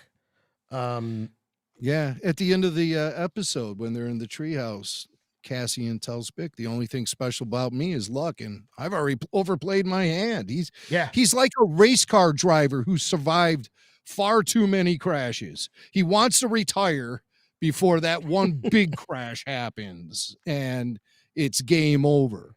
So that's what I get off of Cassian at the end of all of this when he reiterates, that's it, I'm done, I'm stepping out, I want to be with you, Bix. And he's just some of it is self-preservation, I believe, but some of it I think he's just burnt out by the end of it all. And when she finally leaves him, he has to commit his life and energy to the rebellion because that's all he has left. You know, what's funny is we talk about looking at Cassian and Syril as sort of these reverse images of each other. You've got Cassian who's threatening throughout this block that he's going to leave. I'm done. When this mission is over, I'm done. Whereas Syril would never dream of leaving. Syril, before this scene, would never dream of leaving. So Cassian loses his love, Bix, finds family and belonging with the rebellion, finally gives himself over, sort of, that's his new love, is the cause in the rebellion. Whereas Syril, he loses his love and he loses everything, including his life. So when he's walking around in that daze, this guy is one of the most true believers of Imperial power, superiority, order, all of that you could possibly find. And he finds out it's all a lie. They're all psychopaths. Because I think Cyril's many things, might be a little anal retentive, but I don't think he's a maniac or a murderer. No, he's definitely not that. Because he is committed to justice. And we see that from him in the very beginning when he's on Morlana 1 and he's a cop and he's by the book and he's the only one who really even seems like cares about his job. All the others are slackers. And Syril believes in justice. I think what he sees the Empire doing on the planet Gorman is an act of injustice. And it's something that he feels like he contributed to that injustice while being manipulated himself along the way. So he's had it. So he chokes Dedra and breaks up with her. It's like the harshest breakup of all time, you know? Yeah. Bix leaving in the middle of the night while Cassian's sleeping is so tame compared to the way these two split up, you know? Yeah, funny too. Wouldn't that be funny? Wouldn't that be funny is if Dedra was just like, oh, I thought we were taking a break. You know, it's kind of like Friends. We were Remember on that a one? break, Syril. Yeah, we were on a break. Yeah, that's I love that episode. The one when Ross chokes Rachel. That's my favorite one. You know? Well, we were talking about luck earlier, and his parting words to Dedra are "Good luck, Dedra," as he walks out on her, and that's the end of their weird relationship, if you can call it that. And she's heartbroken by it. You can tell. She is, and she even gives orders to find him. She's like, bring him back. Syril. Yeah, go get Syril. Go get Syril. Bring me Syril. But it's too late. Cyril's slippery. He gets away. He gets out there and gets lost in the crowd. And totally lost in the crowd. Yeah, gets lost in the crowd and finds what he'd been looking for a long time. But before we get to that point where Syril has his final showdown with Cassian, we have Cassian in the crowd. Like, you know, the whole thing is now exploded. You know, it's full on riot happening in the square. And Cassian's out there and he's still trying to carry out his mission and kill Dedra. And she keeps popping in the window and then he's got the rifle and then she moves and she pops in the window again. And then the bellhop throws the grenade and that distracts Cassian. And then she's like, I'm watching this thing, yelling at the TV set. Shoot, like I'm watching an NHL game. Shoot. You know, it felt like I'm watching hockey. And then a fight breaks out. Again, I feel like I'm watching hockey as I'm watching Cassian and Syril brawl. You know, 2 men in or 1 man leaves. Oh, and it was in the cafe. It was a brawl, and the the thing that makes it so compelling is that Syril knows exactly who Cassian is. Cassian hasn't a freaking clue who Syril is. Like, who's this guy just coming out of nowhere beating the hell out of me? And Syril is like, he's the start of everything. This guy is the catalyst to all the crap that has happened to Syril over the last, whatever it is, 5 years. And that's the sad story of Syril really coming full circle. Yeah. In his final, he obsesses over Cassian in that first season, staring at his hologram all the time, reading dossiers on him, trying to figure out what his next move is going to be, trying to hunt him. Finally has that moment where he bests Cassian, has the blaster pulled to him.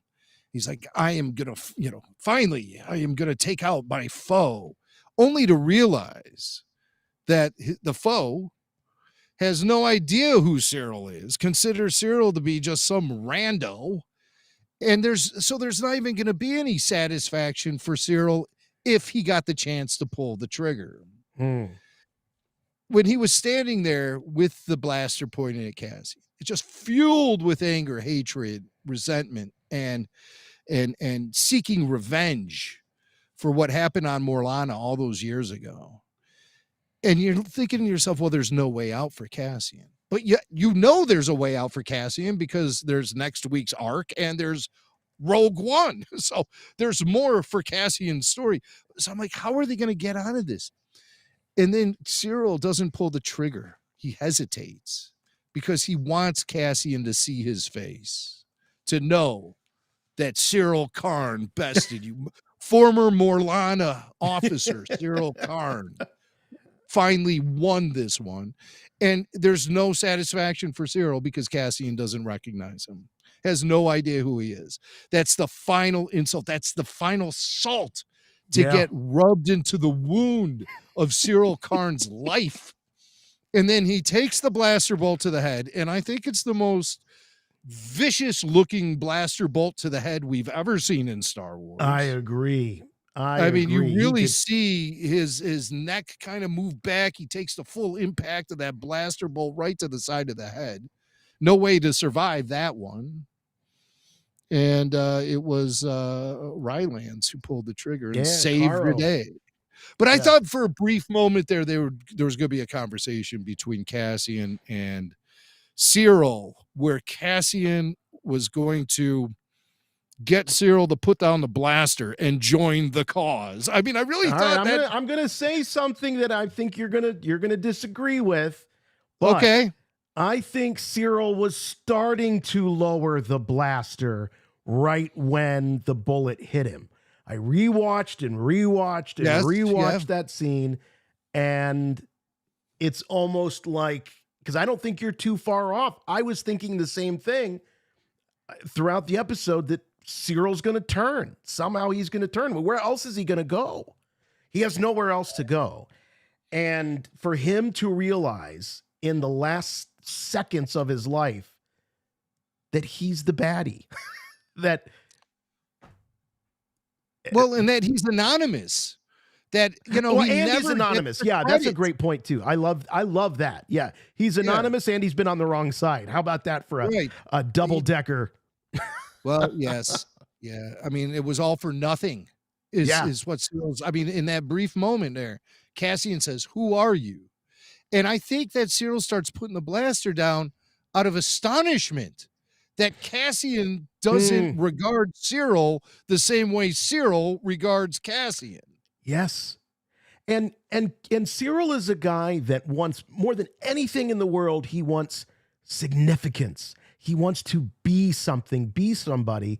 Cassian has been ordained practically by the Force to become something. He's been chosen to be something, and he's trying to run away from it. Cyril's doing everything he can to have what Cassian has and doesn't want, which is a destiny of significance and fulfillment and all of that. And you cannot help but feel sorry for the guy. Really. I do. He is a tragic, tragic character, Syril Karn. But at the very end, we visit Edie, and she's clearly mourning the death of her son. You know, for as mean as she was to him, she put him down his whole life. She stripped him of any sense of self-worth or confidence. And at the end of the day, he still did have that one thing, and that's the love of his mother, you know? Right. No matter how hard she made it for him, she mourned his loss, and she felt the emptiness of no more cereal with Syril. My notes for the end of this episode are: all hell breaks loose. Dedra shakes. Sam's redeemed. Syril dies, and Edie cries. Syril dies and Edie cries. So much happens so quickly in the final moments of this episode. And the Dedra has this moment that I think Partagast maybe saw coming, that she's not quite as strong as she seemed to think or others thought. She completely has a breakdown after this all happens. She's the one that gave the order. She will always be remembered. It might be Kaido. Like he says, I'm the trigger, you're the finger.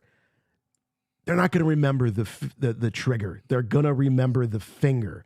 She's always going to be remembered as the one that gave the order. So if this does become a complete disaster for the Empire, she'll be the sacrificial lamb. She'll be the face of this terrible decision. I don't think it's coming to that, but I think the Empire would throw her under the bus if it came to that. I think she, you know what? I saw this scene a little bit differently. I think she, and there's a lot of indication throughout the episode with her dialogue where she believes she's going to go home to Coruscant as a military hero, and she's going to get these promotions and probably some fat cash in return. And she is following orders. She's been involved on the inside for what this operation actually meant from day one. Maybe she doesn't care much for how certain things were carried out and how she was kept in the dark here and there, and the arrival of the Imperial thugs there to raise the tension. I think she's fine. She shaking with joy? No, I think it's the Syril thing. I think I was assuming this is about Syril. This breakdown. I was assuming that she had received news that Syril had been killed, that his body had been recovered, and that's why I thought she was reacting the way she was reacting. Okay. I think it was the sense of losing Syril. She loved Syril because she could control Syril, and that's why she loved him, is because he was easy for her to control, and she lives in a culture of control. You know, everything has to be under control, and it has to all be justice and empire for life. Wow. And I think losing Syril was losing a big part of her own control. Well, that's what I think she was doing. That's why I think she was shaking. That's why I think she was weeping. She's trying to pull herself together, trying to be a proper Imperial, but she was overwhelmed by this personal tragedy. Wow. Okay. So I didn't see that. I thought that they're still in the fog of war. There was unlikely she was going to be able to get any confirmation about Syril at that point, but they were looking for him. She did tell them to go look for him. So there were some people that were out there on that mission. I thought that this was a human moment for what she realized she had done. What have I done? No, I don't think she has any sort of remorse for carrying out the thing the Empire wants. Yeah, no, I think she's cold as ice as far as that is. I think she is very loyal to the Empire, and whatever the Empire wants is just and right. I think that she was just showing like a lot of professional frustration early on with Partagast. She was kept in the dark, and then this big operation that they've been building up for years and years, suddenly she has her enraged boyfriend showing up at her job, and that freaked her out. I mean, really, whenever your boyfriend or girlfriend shows up at your job to have a fight, you're in for it. It's not a good day. Not a good day. She had a rough day. But I believe that the outcome of that Ghorman Massacre, I believe it's a situation that Dedra is perfectly fine with because the dominoes fell the way that they wanted them to fall. We would love But to hear again, your comments. I see a lot of people in the chat saying this, saying that. Give us a call. Don't just chat about it. 708-866-1737. Well, yes, indeedy. Look at, yes, indeedy. Now we have Edie, and Edie is sitting there with her old biddy friends crying. Is she crying over Syril? Is it possible that she would have gotten word at this point? Or is or is she crying over the fact that this tragedy happened? Oh, no. She doesn't care. She's already despises the Gormans because she'd been eating up all that Imperial propaganda about them. Right. She knew that this was coming. And she's probably feeling a little bit of, I told you so, Syril. You shouldn't have stayed there. But she's also, she's mourning the loss of her son. She's crying over that. Her friends are there with her to console her. Clearly, I think even one of the friends hands her a tissue or something, or some sort of something for her to blow her nose into. So you're saying if the ghost of Syril came to his mother, she would give him a lecture? I told you this was a. Well, she would slap him in the face and then hug him. That's how she says hello. But she told him not to go to Merlana. She told him not to go to Gorman. She thinks she's believing all the Imperial propaganda about Gorman and the Gorman people. She didn't like the situation to begin with, and now her son is dead. Yeah. Boy, I tell you, I don't know what it was about these broadcasts that I thought were just so damned interesting. But Drina on the radio, we're under siege, we're being slaughtered, hundreds of bodies. As I say these words, hundreds more murdered, Gorman laid dead in Palmo Plaza. This is murder. The Empire built this fire. They made this fire and led us to the slaughter. Now they expect us to die without knowing why. Just awesome writing. And in such stark contrast to the state-run controlled media. So this is finally the broadcast of truth getting out there between Drina, between Mon's speech, which is coming up, and then the broadcast that we see. We have to watch the cartoon for that, but we'll see the broadcast that Mon delivers. But very, very compelling stuff, man. I mean, really sitting at the edge of my seat watching this, yelling at the TV. I mean, countless times. Yeah. Look out behind you, I mean, really, it was the only time I'm usually that boisterous watching television is during an episode of Price is Right. Right, higher, lower, $1. lower. And then if they hit 100 when they spin that wheel, forget about it. It blows the roof off the house. But no, it was like that. Or watching hockey. That's usually when I'm the most boisterous, I should say. Yeah. But we can't move on to the next episode without talking about K2. Cassian, we finally see how Cassian comes in possession of the droid, and that's thanks to good old Sam. Sam drove the Imperial transport right into K2, and Cassian took the Imperial transport and K2 and took off and got off planet with both of them. Well, what a great way to redeem Sam. Yeah. What a great way to redeem Sam. Yes. I thought this was awesome. He really did need that moment. He did. He sure did. I wonder if we're going to see more of Sam. I happen to like Sam. I'm in the Sam club. I'm Team Sam, if you will. Well, look, we were just talking about Lazine, and Lazine, we don't know. Do we see what happens to him? Does he bite it in this episode? No, well, we see him with Dylan, who is like Sam's brother or something. I don't know, but Dylan and Sam were often together. And you see, I think Dylan may have been with Enza. I think that may have been his girl. He sees her die.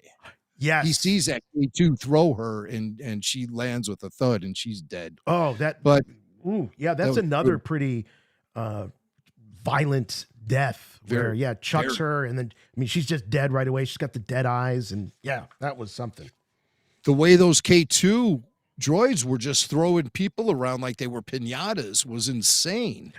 And No kidding. yeah, so the K2, they all came out, they joined the fight, and that one killed Enza. But Dylan also was critically injured in just moments before that. We see Lazine with his arm around Dylan, and they're walking down an alley as the violence is starting to simmer down. And he just puts Dylan down. Dylan dies right there in Lazine's arms. It seemed to be kind of a tender moment. Again, Lazine showing that he is actually good at doing some adulting in situations like this. But that's all we see. You know, we don't see what his final fate was. Old Lazine. So, again, I think he probably went back to the bottle after that. I hardly blame him. I hardly blame him. Let's take a call. We do have someone here on the line. Let's see. Let's go with Patreon member David from Boston. Wants to talk about Cassian the Messenger. David, thanks for waiting. You're on with Rebel Force Radio. Chuck, guys. How you doing? Hey. Representing the barf again tonight. Yes, I am very intrigued by this messenger thing. I mean, is this the first time we've heard anything like this in Star Wars?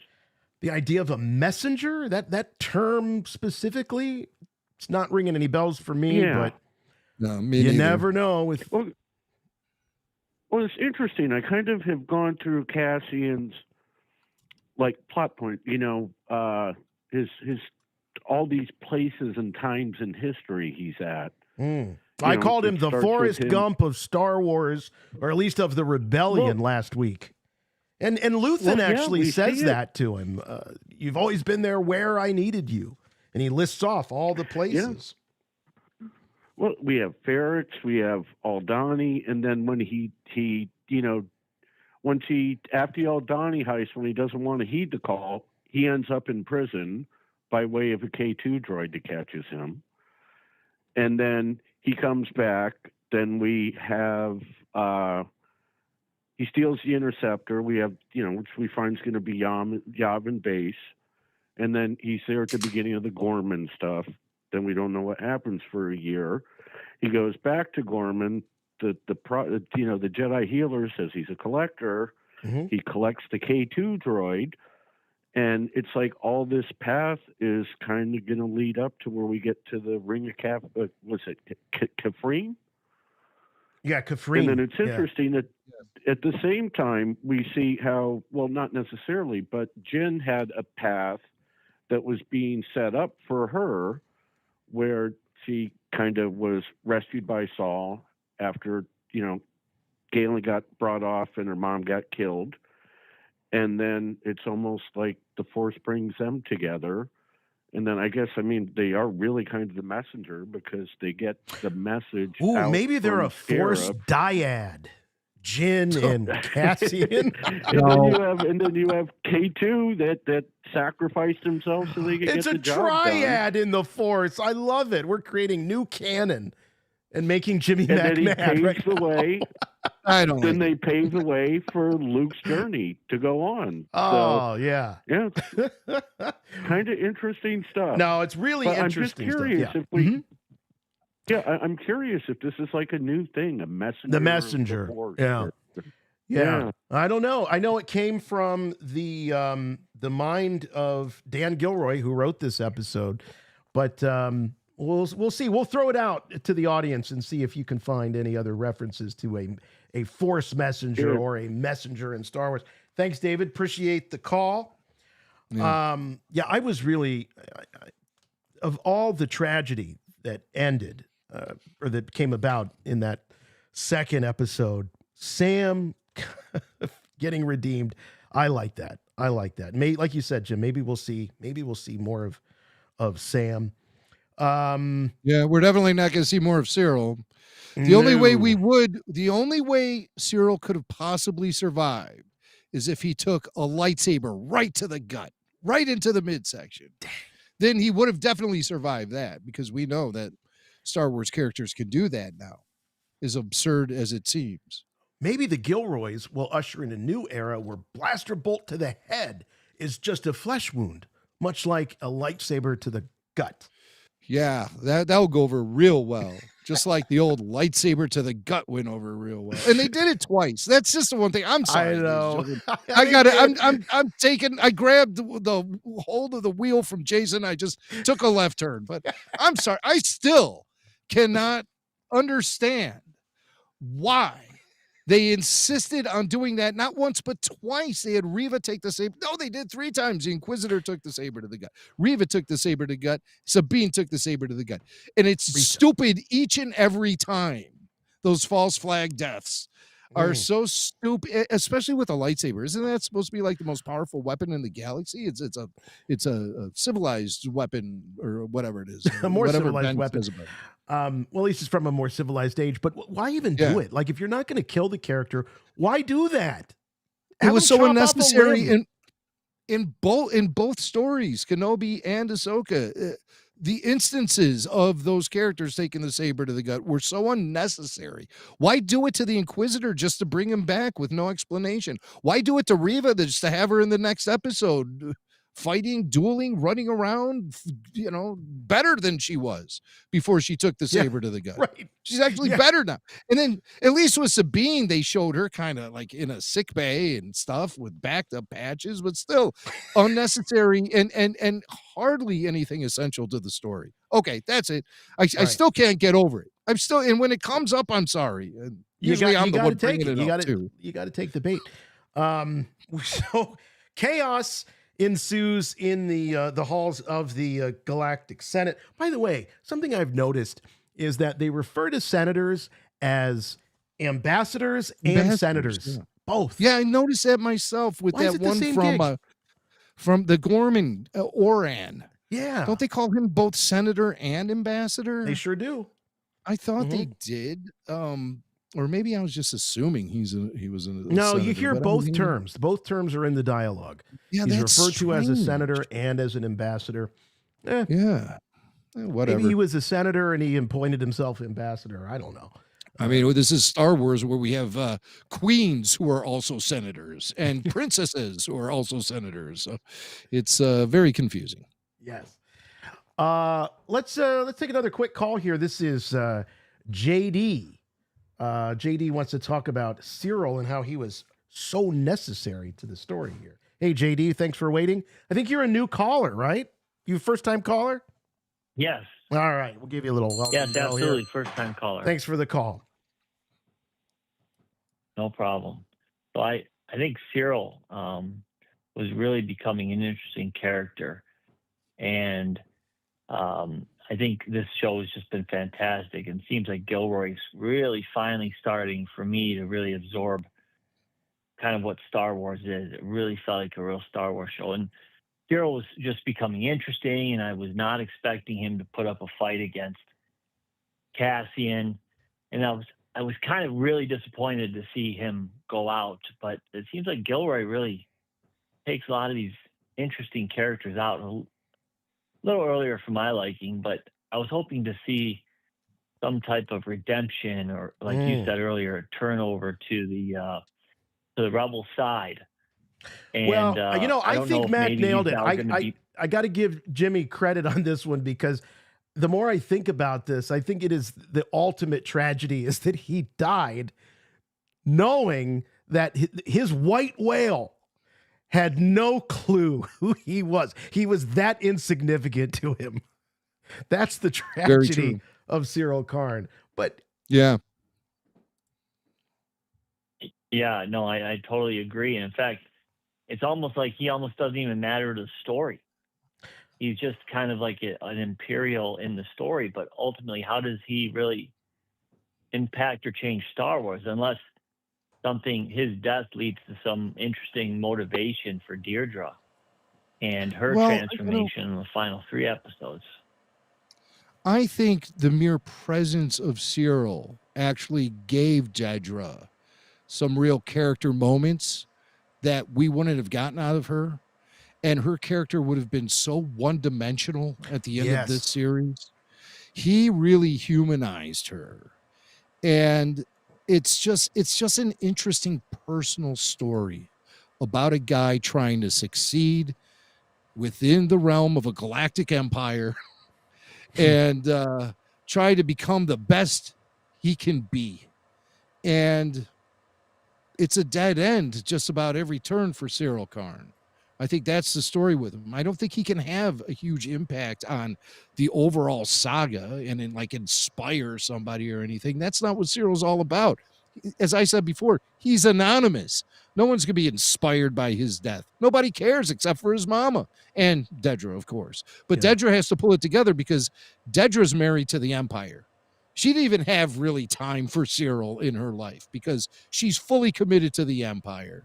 And it's probably the best for her character that the distraction that is Syril has been eliminated from her career. Because, like I said earlier, he shows up at work all pissed off and stuff. Nobody needs that. And much like, the situation that Luthen was fearing happening between Cassian and Bix, where Bix was becoming a liability, these relationships that distract these warriors from the cause, whether it be Imperial or rebellious, is a red flag. Great point. And I love that comparison. Yeah, absolutely. Right. So these relationships, these personal relationships, were affecting their professional careers. And I thought it was really expertly executed, the way that these personal stories have been woven throughout the tale of Andor. So I don't think we should really be looking for any big impact a character like Syril would have on the Star Wars saga on a whole. I think it's really interesting to look at how his character was part of this entire story that we're hearing here in Andor, and the effect that his mere presence had on certain situations. Andor could not assassinate Dedra because Syril started brawling with him right when he was ready to pull the trigger. He had her right in the sights, and Syril bum rushed him. That might be one of his biggest contributions to the story in the galaxy. He actually protected his former love from assassination, and now she still exists and is out there, able to cause more problems for the citizens of the galaxy and the rebellion itself. So you might find Cyril's importance there in his final act. That's his legacy. He saved Dedra, and she doesn't even know it. Yeah, nobody knows it because Syril never gets credit for anything. And now he's dead. Thanks, JD. Appreciate the call, man. That So if we're looking for a reason for Syril to exist, I like what you said about how he enhanced Dedra's character. She could have really been just a caricature, like you were saying, one-dimensional, but by putting them together, even though behind the scenes, Denise Goff, the actress, was begging Gilroy to not put them together. Don't put them together. And he knew. Really? She was saying, please don't do that. It was, I think, in Entertainment Weekly. He was talking about that. She just didn't want that to happen for the characters. But Tony knows best. I think Tony knows best in that case. So chaos in the Senate, as we were talking about. And we've got the, what is it? Oron, the senator / ambassador. He's being carted off by the troopers. So he's now considered an insurgent, an insurrectionist. Imagine that, false flag, guilt by sets up these association. I mean, they're really gung ho on shutting down all things Gorman. Yes, I mean, really shutting it up, shutting people up, and removing the representation from the Galactic Senate. That's pretty big. This is the first step that Palpatine's really taking, honestly, to shutting down the entire Senate. So he starts off one senator at a time, and then he finally shuts it all down during A New Hope. But no charges, no warrant even, I mean, there's no legal justification. There's no due process here in place. He is being removed from the Senate simply because he is from the planet Gorman, and that's it. So that's some real prejudice going on there. That's all that is needed. And of course, Bale Organa and Mon Mothma are there, and they're witnesses to all of this. By the way, if I may say, that nice Jimmy Smits would never have cursed on television, but this guy did. I think that's the difference. Maybe that's why Jimmy Smits didn't show up. He's like, I'm not gonna curse on TV. Unlikely. Are you kidding? Well, I'll say this though. I did enjoy this depiction of Senator Organa, of Bale Organa. I thought Benjamin Bratt did a fine job. I was kind of on his case last week about him maybe not physically filling the shoes of Jimmy Smits. But, afterwards I started thinking about it. So I looked it up. Jimmy is 6'3". Benjamin is 6'2". So really they take up pretty much the same amount of space, minus an inch. But also I think Jimmy has a little bit more broad-shouldered physique to where he kind of physically commands more room in the frame. Benjamin seems to be just a little bit more slimmer, trimmer, but all of that stuff, who cares? I thought he did a fine job. I think Gilroy's approach to introducing him briefly last week, so we all talk about it and get that out of our system. So by the time he's finally ready for some meaty stuff in this show, we are able to accept Benjamin Bratt as Bale Organa. At least I was able to. Yeah, I think that is, whether that was by design or happenstance, it was a good call either way, because, we got it out of our system. Everybody except Christian Mocked, who's still railing about it. I think he's having a complete nervous breakdown over this whole recasting. Shrine to Jimmy Smits happening at his house, slow marches up and down the streets, he's been wearing a black band on his arm for days. So at this point, this is Mon's line in the sand. This is absolutely the straw that breaks the camel's back. She is ready, Jim, to take the mask off at this point and come out publicly as in opposition to the Empire and Palpatine himself, which she gets very specific. But Bale says that he needs to stay. She wants them both, I think, really, to take the masks off, declare their opposition to Palpatine. But he says, Yavin's not ready. I need to stay. He needs to stall, basically. But he wants Mon to do this and Mon to get out there. And he also knows that they need leadership out there on Yavin, and that's going to be Mon Mothma's role, is to provide that leadership and fill that vacuum. Again, because as we were speculating, whether or not things are icy between Luthen and the Yavin crew or not, he's not going to make it to Yavin, and they're going to need someone with some real leadership capabilities, and that's where Mon is headed. Yeah, well, he definitely needs Yavin up to speed too. So if he does want to take off, the base will be ready for him. But unfortunately, he doesn't get off the planet Alderaan in time to go to the jungle planet. No, and he ends up getting a sunburn from the Death Star planet destroying Rey. He may have wanted to go. If he's as the Death Star pulled into orbit around Alderaan. Do you think that Bale Organa, maybe even for just a second, said, I should have gone with Mon when I had the chance. I really should have gone with Mon. But, I mean, what would that mean for Leia? Yeah. I mean, he still had Leia. He needed to be there for her. He needed to be there to find loopholes in the system to benefit the planets and systems that are anti-Imperial and all that. So he still had a lot of work to do, but I like the idea of sending Mon over to Yavin to provide a sense of real leadership over there, so they can get everything up and going as quickly as possible, and also provide a safe haven for Mon Mothma, as she is now enemy number one amongst the Empire once she makes that big speech. I also really like to see Clea literally let her hair down and sort of step out from Luthen's shadow. We saw a lot more Clea in this scene in particular. Was real strong. This was a good moment for her where Cassian, he says he wants out, after he takes this last job and extracts Mon Mothma, he's out. And Clea really calls him out and essentially just says, I think you're feeling sorry for yourself. What, you think you're the only one that sacrificed? You think you're the only one that is feeling tired or is over it? And Cassian makes it all about, I want to make my own decisions. And Clea kind of levels him and says, yeah, that's what we're fighting for. We're fighting for the right and the ability for all of us to make our own decisions. Dummy.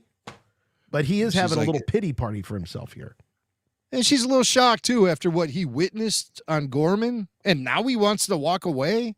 This is when they need him the most. This is when they need him the most. Yes. But again, he's feeling burnt out. He's feeling at risk. You know, I mean, just he thinks his luck is run out and that he's not going to survive. And he pulls off the impossible all the time, even in the eyes of Clea, when he is successful extracting Mon Mothma from the Senate after she makes that speech and becomes #1 most wanted. Clea says to him in the safe house, I can't believe you made it. I can't believe you did it. You must be exhausted. She's finally starting to show then, you know, she kind of softens up, I think, on her stance as this guy he pulls off the impossible time and time again. Maybe he does need a vacation. Maybe he does need a little downtime. They don't want to overextend him. So, but it never gets to be that point because Bix, as we had already discussed, makes the decision for him and the both of them, and she just splits. Yeah. And I think if I had to pick a favorite scene out of all 3 of these episodes, this moment between Luthen and Mon Mothma, where she really lays all the cards on the table, really tells Luthen what she thinks of him. The reality is she's afraid of him, and she doesn't think that she can trust him. She can't trust Erskine. Why can't she trust Erskine? Because Luthen's corrupted him, and now instead of being loyal to Mon, her assistant, his loyalty is now first to Luthen. So he's loyal now to Mon still, but through Luthen. So it's like Mon can't have any direct connections to anybody, any relationships directly with anybody, unless Luthen either approves of it or is the conduit to the relationship. And she brings up Tay Kolma. And Luthen describes him as another false savior. So there's absolutely no remorse. None. It's almost like the only thing that Luthen can think of in the way I interpret that line, another false savior, is that's another guy that let me down. I thought he was the answer. We needed but he wasn't. Yeah. He wasn't. And she's like, wait a minute. I'm not talking about you. I'm talking about me. He was my childhood friend. He meant a lot to me. But that's definitely not the way that Luthen sees it. Well, you can't help but have sympathy for Mon, because a lot of the things that surround her in life aren't real. And Mon herself puts up such a front that a lot of the things she presents herself are not real. So it gets hard for her. I mean, even in her personal life, going back to when she was like 15 years old, she had to participate in an arranged marriage to parent. Yeah. And so like nothing in her life has substance. The people she trusts the most, like Erskine, her attaché, who, by the way, we do see Erskine in Star Wars Rebels.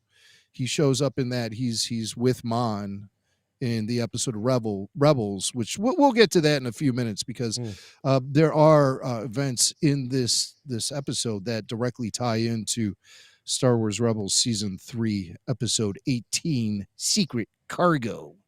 And that's where you see Erskine in there. Erskine Simaj, I think his name is. And so you just look at the name, it's like, okay, Simaj, that's James spelled backwards. Erskine, what's that? What is that? Skinner? Is this some tribute to a guy named James Skinner? But I did a little research and I discovered that the name Erskine Simaj was a name created for Star Wars Rebels for this character that was with Mon Mothma.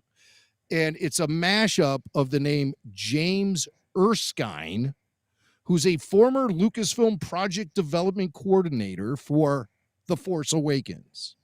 So going back all the way to 2015. Wow. What I mean, and what Jimmy what Mack is a Star guy. Wars wind talker. Nobody can decode Star Wars names like Jimmy Mack. Dang, you're not hiding anything. I was wondering, but I mean, like James Erskine, he's not even with Lucasfilm anymore. He has his character named after him, and it's like, who's this guy? Why did he suddenly get on the writer's radar for Star Wars Rebels and get a name? I mean, James Erskine. Oh, that's the name. I really needed a name. Thank God we got James Erskine. I mean, there's a million different names you could have come up with by mashing up a million different people's names at Lucasfilm, but they picked this guy, and he's MIA these days. Nobody even knows where he is. So well, and like Luthen Rail, it's Norman Lear. It's an anagram for Norman Lear. They just keep burying these. No, I don't know that. I'm just kidding. Wait, I'm thinking about this now. I'm moving around the letters quicker than Vanna White. I'm telling you right now, man. Jimmy Mack looks like Rain Man right now. 250, 235 toothpicks. 200, of course, Kmart. I gotta get my underwear at Kmart. This living in this world where Luthen always knows best. And why does Luthen always know best? Because Luthen keeps everyone in the dark. So knowledge, information is the currency. It's the stock and trade for Luthen Rail.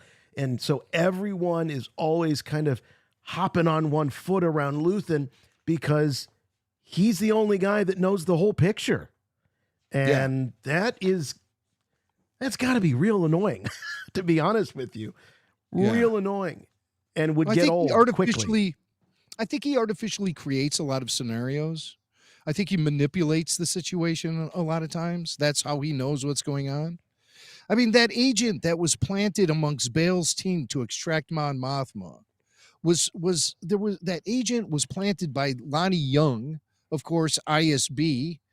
ISB have infiltrated, but Lonnie is part of Luthen's team. So to what end then do they put this agent in there? Where was it? Obviously, was this last arc where they talked about Lonnie putting this No, it's actually within the episode itself. They constantly referred to that woman who goes nameless. No, she did have a name, because when that guy walked up to her name's Beskha. He said, "It's what again?" Beskha. Beskha. Yeah, it's like Beskar without the R. Okay, Beskha, right. She was planted in there by the ISB, but obviously Luthen knew about it. And that's how Luthen knew that Bale's team was corrupted.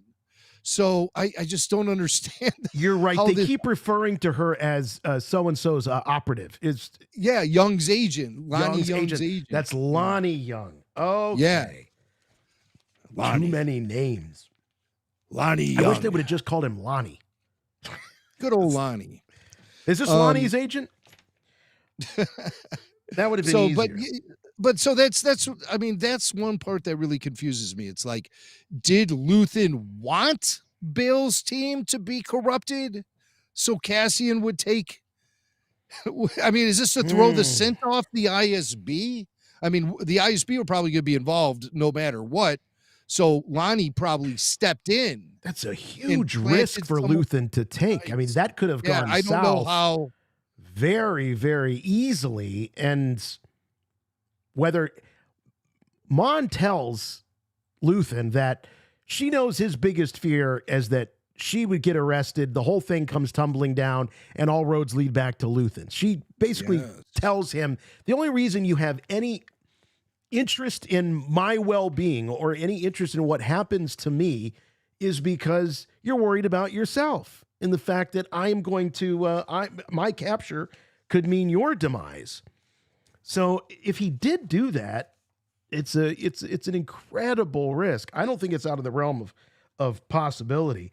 But as we were talking about, not feeling bad for Mon, I mean, even her driver is an ISB spy. I mean, there's nothing in this woman's life, you're right, that's authentic. And by the way, where is Perrin in all of this? She's she's leaving him too, I assume. Oh yeah. He's drinking, gambling. Their relationship was feeling so forced at the end. They were just walking through stepping through the paces. There was no passion between the two of them.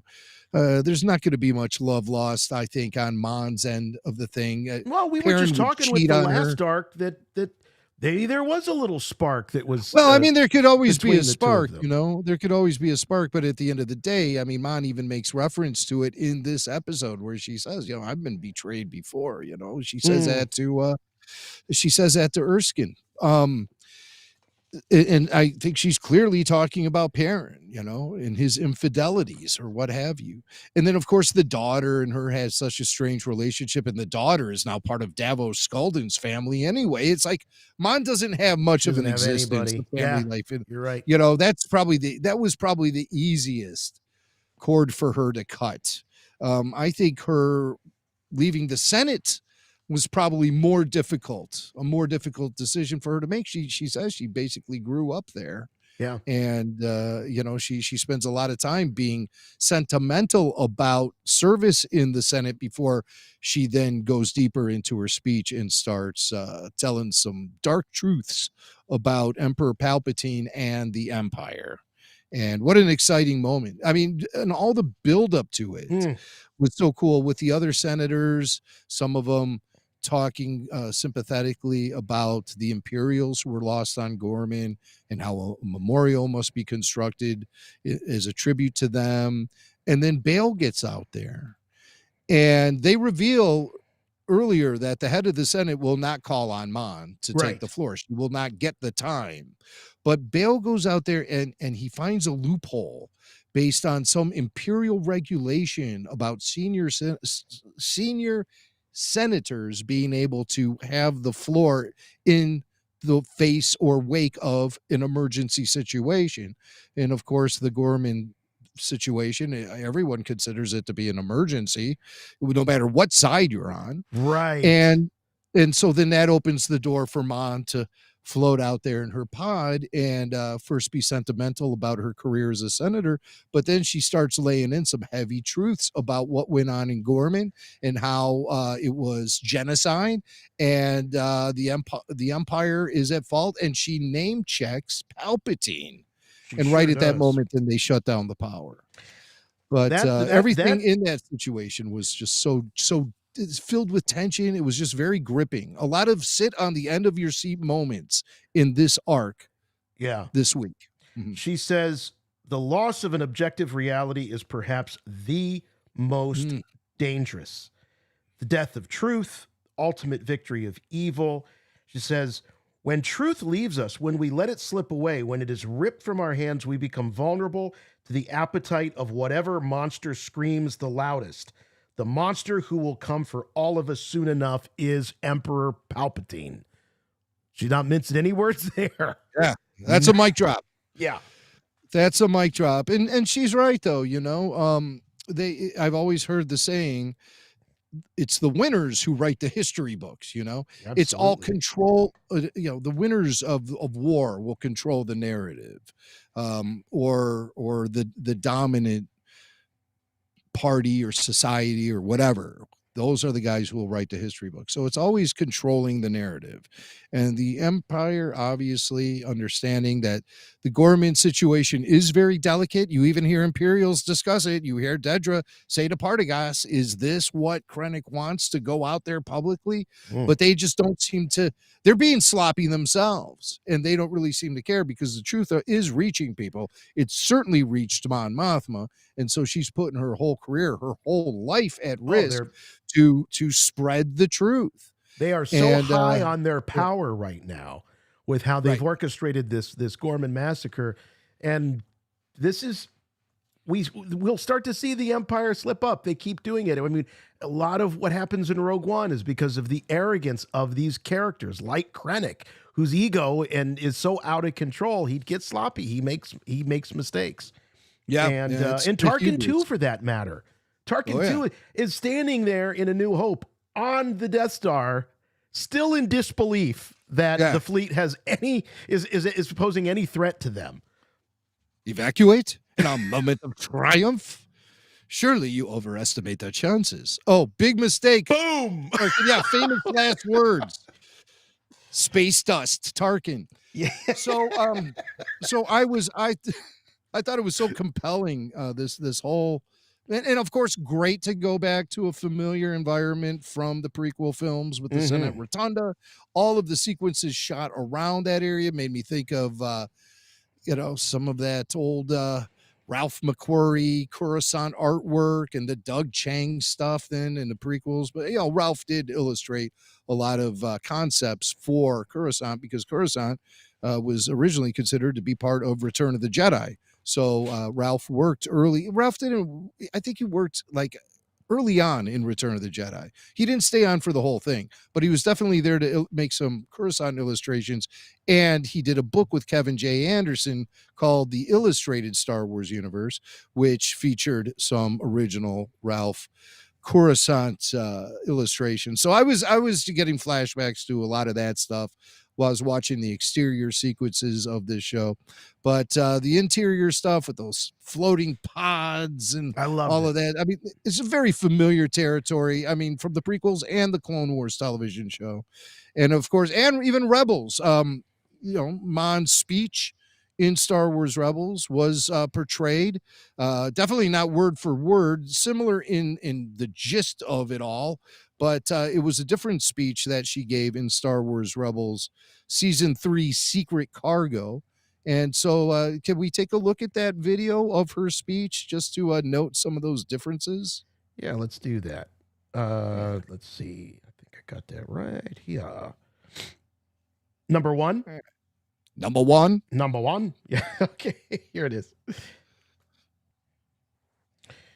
Yeah. Is this, wait a minute though. This isn't supposed to be the speech that she gives. Yes, it is. Yes, it is. She gives 2 speeches in that episode. There's a second speech that she gives. She's not even in the pod here in this. Right. I know. She's not wearing the teal coat. I see that. Yeah. Come on, Tony, step it up. Very different. Yeah, I don't know why they didn't put her in the pod. She's just kind of standing there, but that's supposed to be representative of the speech that she gives via the Star Wars Rebels take on it all. Okay.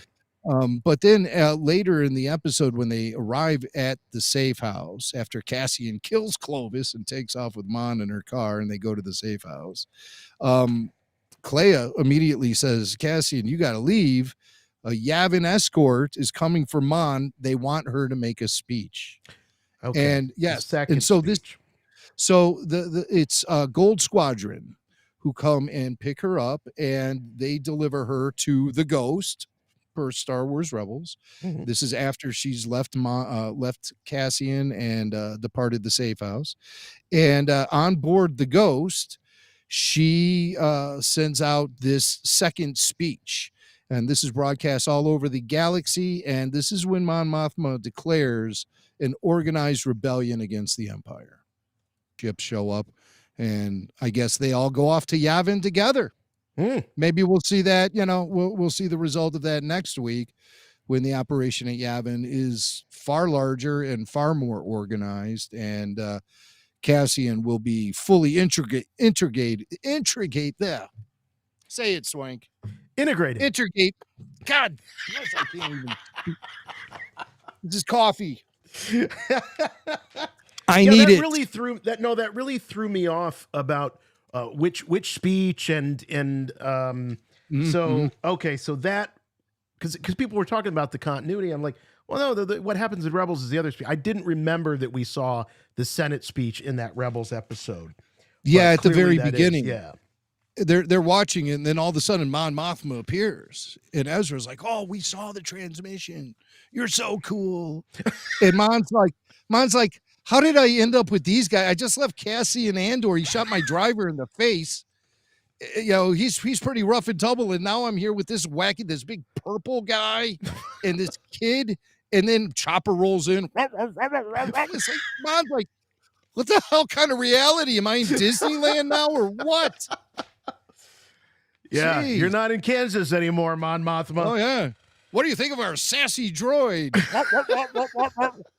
Mon's like, what the hell, Joe? Carapace. Yeah, we're not in Kansas anymore. Just like Mon feels like she's Alice, and she just went down the rabbit hole. Yeah, you are through the looking glass, Mon. What's next? A caterpillar with a hookah? What's going on here? The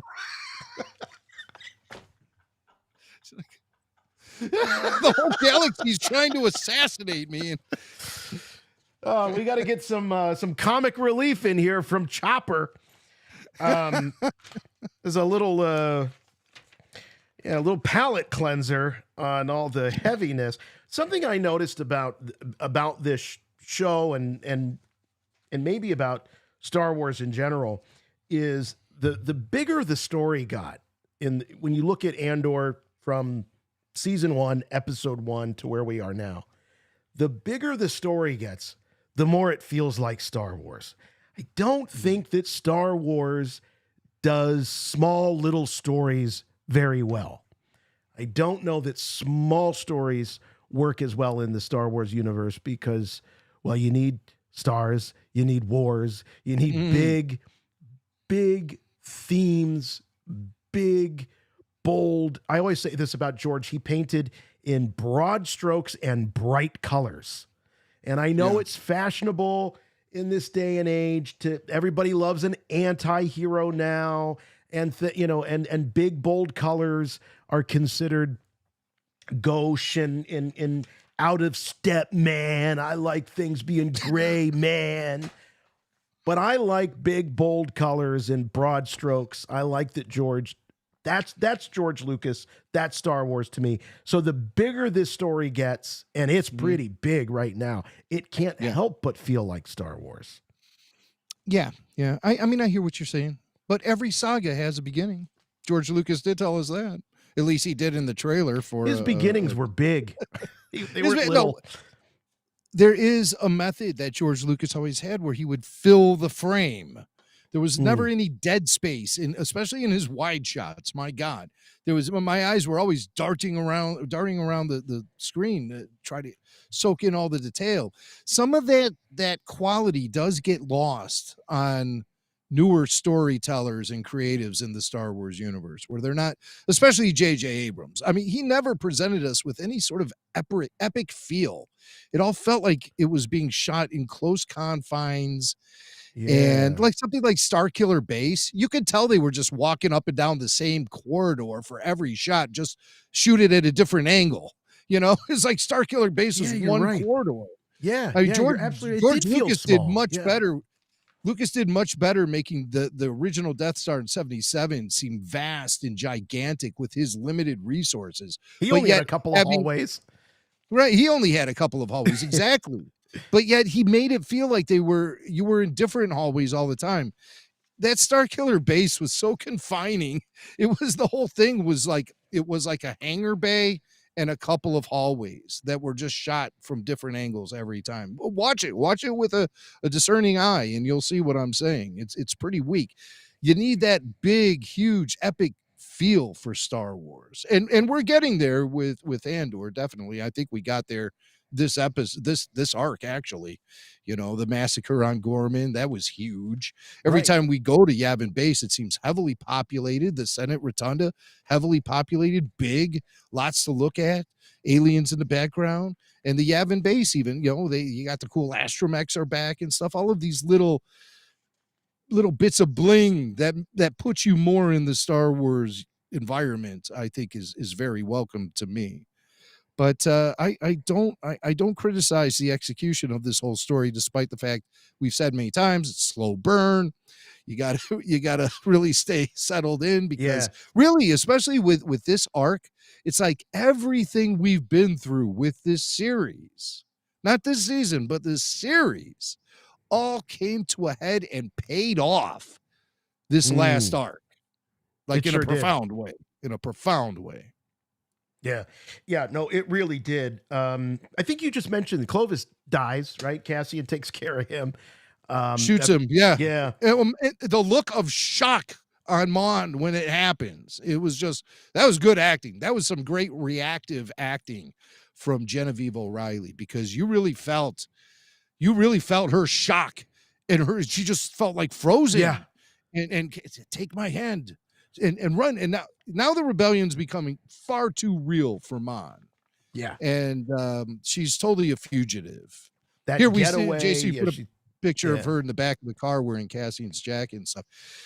It looks like this is a moment where she's sort of coming to the realization that she's now a fugitive for life, and she's going to be in exile, and she almost looks like she's instantly starting to settle in. Well, this is how it's going to be now. Yeah. I got this maniac behind the wheel of my car. My driver's laying there outside the Senate dead. Never gonna see my family again. My professional career is destroyed. I spent my whole life working on that.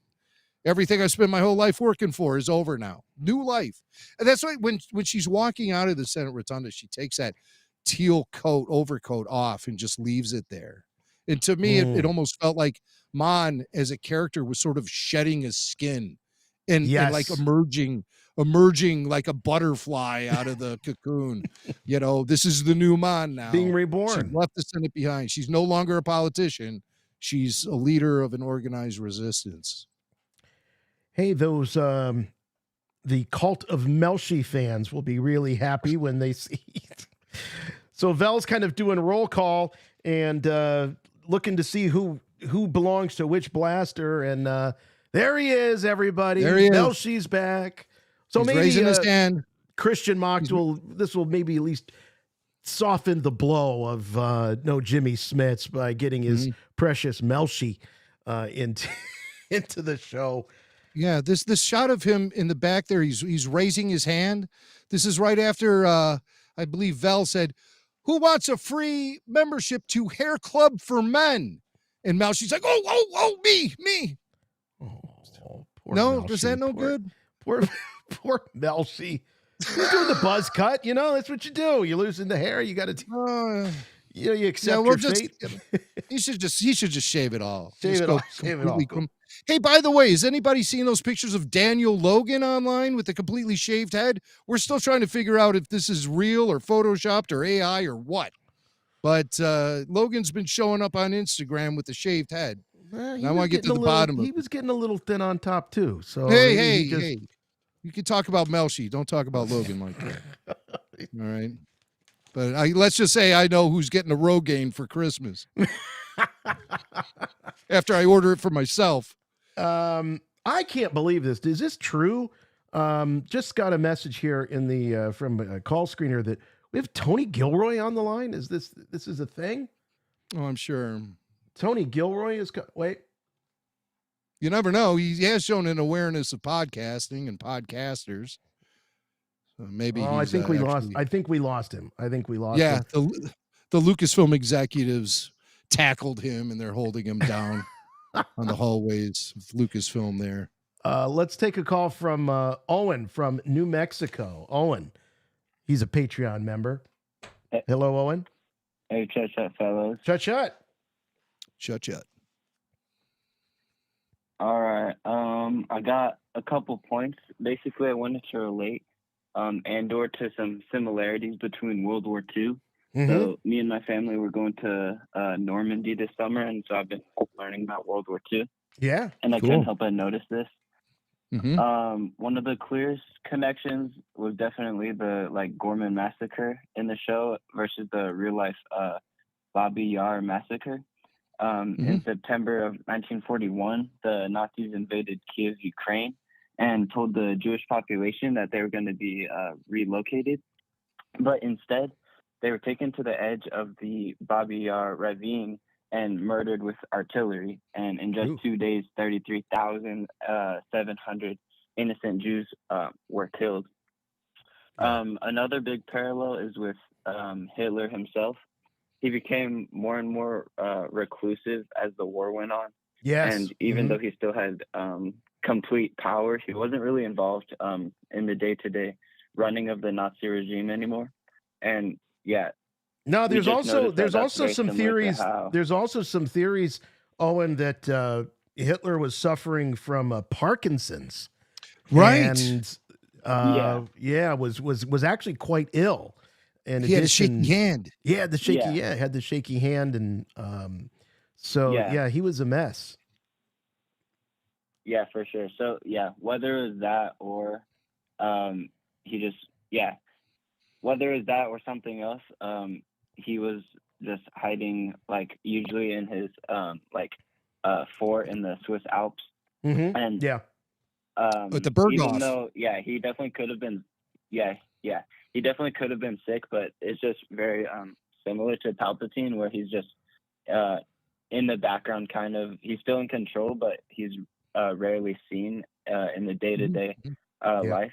Yeah. And then the last similarity that I noticed was a lot of the Nazi officers did try to speak out against Hitler after atrocities like the Babi Yar massacre, just like we see Mon Mothma doing in the show. And most of those who opposed him were very quickly dealt with, whether that be imprisonment or execution. Yeah. And almost none of them made it out safely, just like they tried to do with Mon Mothma. Yeah. So that's what I found. Yeah, cool. Hey, thanks, Owen. Appreciate that. You know, there's another thing too. There's a goodbye line that Bale gives to Mon, where he says, what I wrote it down here.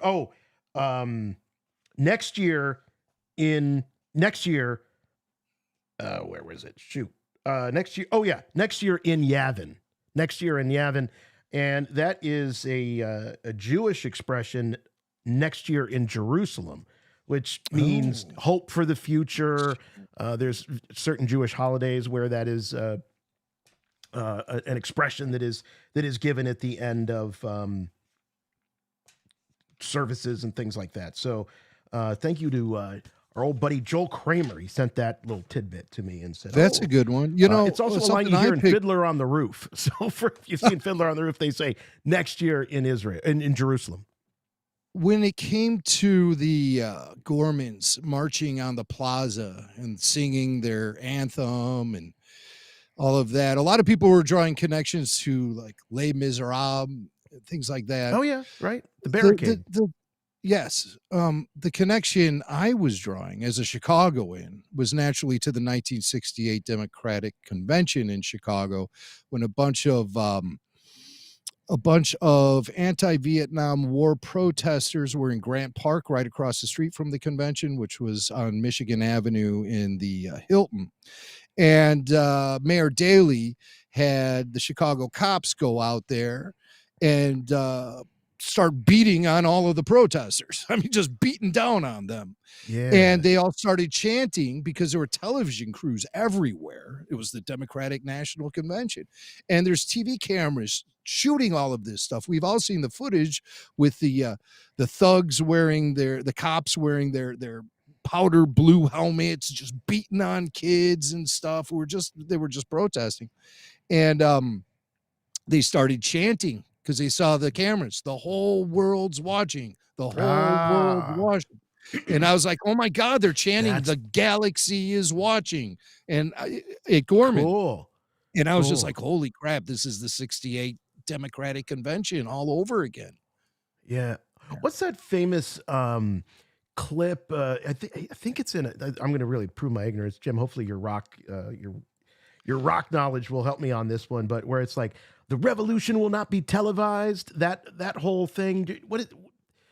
I've heard it used in commercials and things. I thought it was. Yeah. What song is that? The revolution will not be televised. But that's also some of the vibes that I was getting from those the movement there on Gorman as they were taking to the airwaves and trying to get the truth out. Gil Scott-Heron is the guy who did this. He did a song, "The Revolution Will Not Be Televised" in 1971. Gil Scott-Heron. So that's a song worth looking up. Yeah. One of the lines is, "The revolution will not get rid of the nubs." Is that a reference to the Young Jedi Chronicles nubs? Or the Yub Nubs? The Yub Nubs. I never even made that connection. But yeah, the revolution will not be televised. Cool song. I've heard it before. Like you said, Jason, in commercials. And stuff. Yeah, right. Yeah, it's just one of those. Yeah, it's like for a gym shoe or something, you know. Mon and Cassian, it's really cool. We were just talking on the last episode about, because someone was speculating about Cassian. I think it was speculation that Cassian would be the one that would get Mon off of Coruscant. You're like, you made the point. Oh, they've never met before. So it was cool to actually see them finally meet and interact. These two extraordinarily important people in the cause, and they finally meet. And then we know that we see them later in Rogue One, standing right next to each other, practically there in one of the briefings on Yavin.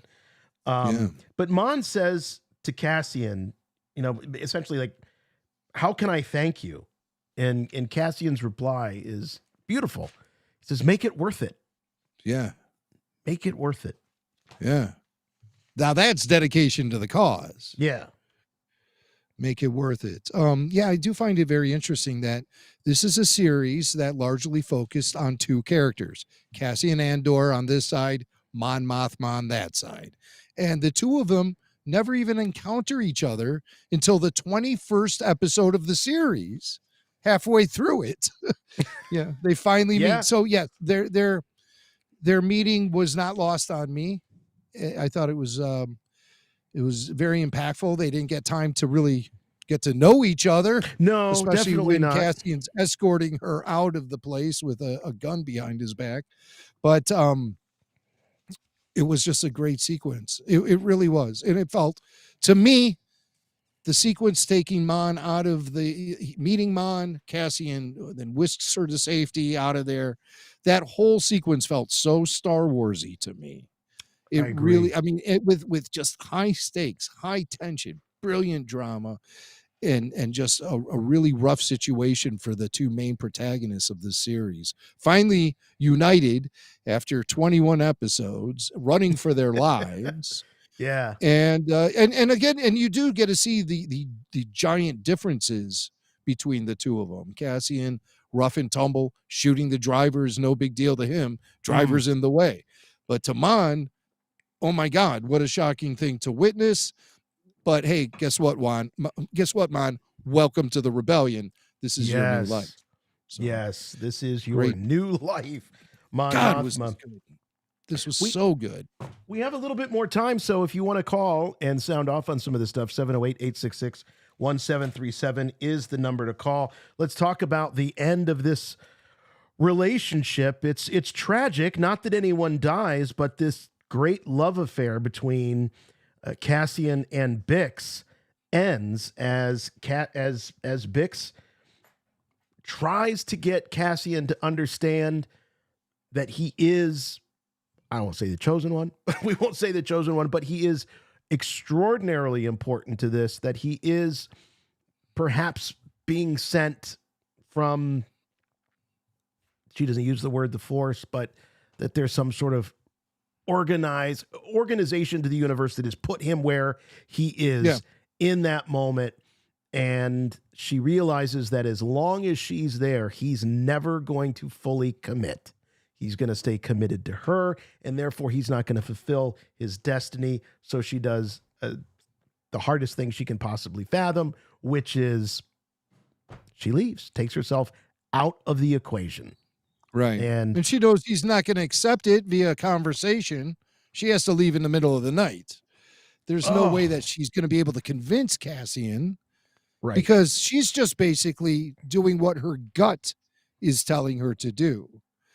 But I believe she's feeling it in the Force. It's more than a gut reaction. It's the Force working in mysterious ways. So she leaves in the middle of the night. She knows he's destined for greatness. She felt it in the Force. She knows she is holding him back. And it's a much greater thing than just the two of them. It's the independence and freedom of the galaxy at stake. That's what she's thinking. She's thinking big. She's thinking of the big picture, and she says, if he gave this up, meaning the fight for the rebellion, if she gave that up, she'd never be able to forgive herself. So it's the writing's on the wall for Bix. I just wonder, is this the last we see of Bix? There is one more arc. And that's what's so great about this show, is that they present us with this incredible climax to so many different story threads running throughout the 2 seasons of this series. But we still get one more arc to connect us to Rogue One. And it's going to be so interesting to see how they're going to get there. Is there anything that you have in mind for next week? Things that you feel are necessary that we must see to make the connection from this series to Rogue One complete? Well, I know one person that has a theory about Bix and her future, because you know what time it is. Time for Blake's Take. Blake, thanks for waiting, buddy. You've got a theory on Bix? Hey, chut-chut. Chut-chut. Yeah, I do. Chut. Give us your Bix theory. I do. I think if this, if it goes well with, the community, I'm saying, because we know Star Wars likes to pull a lot of projects back. Mm-hmm. But if the Bix part, we might even get a spin-off Bix show about, maybe how... maybe it's like Rogue One 2. Or Rogue 2, I mean. Rogue 2? And okay. And it's and it's a mini Bothan spies with leader Bix. Ooh, Bix and the Bothans. And that's for the Death the Star Return of the too. Jedi. That's interesting. Go ahead, kid. Blake, I don't mean to want to hear everything from you. Oh, no, I'm trying to get your guys' opinion also. So Oh, what okay. you guys think too. Well, I mean, that's what we've been doing, is telling you our opinion all night. Do I think there's going to be a Bix spinoff? I don't think so. I do think that, boy, Star Wars does love its more peripheral characters. Could I see a Bix comic book or a Bix novel? Yes, I definitely could.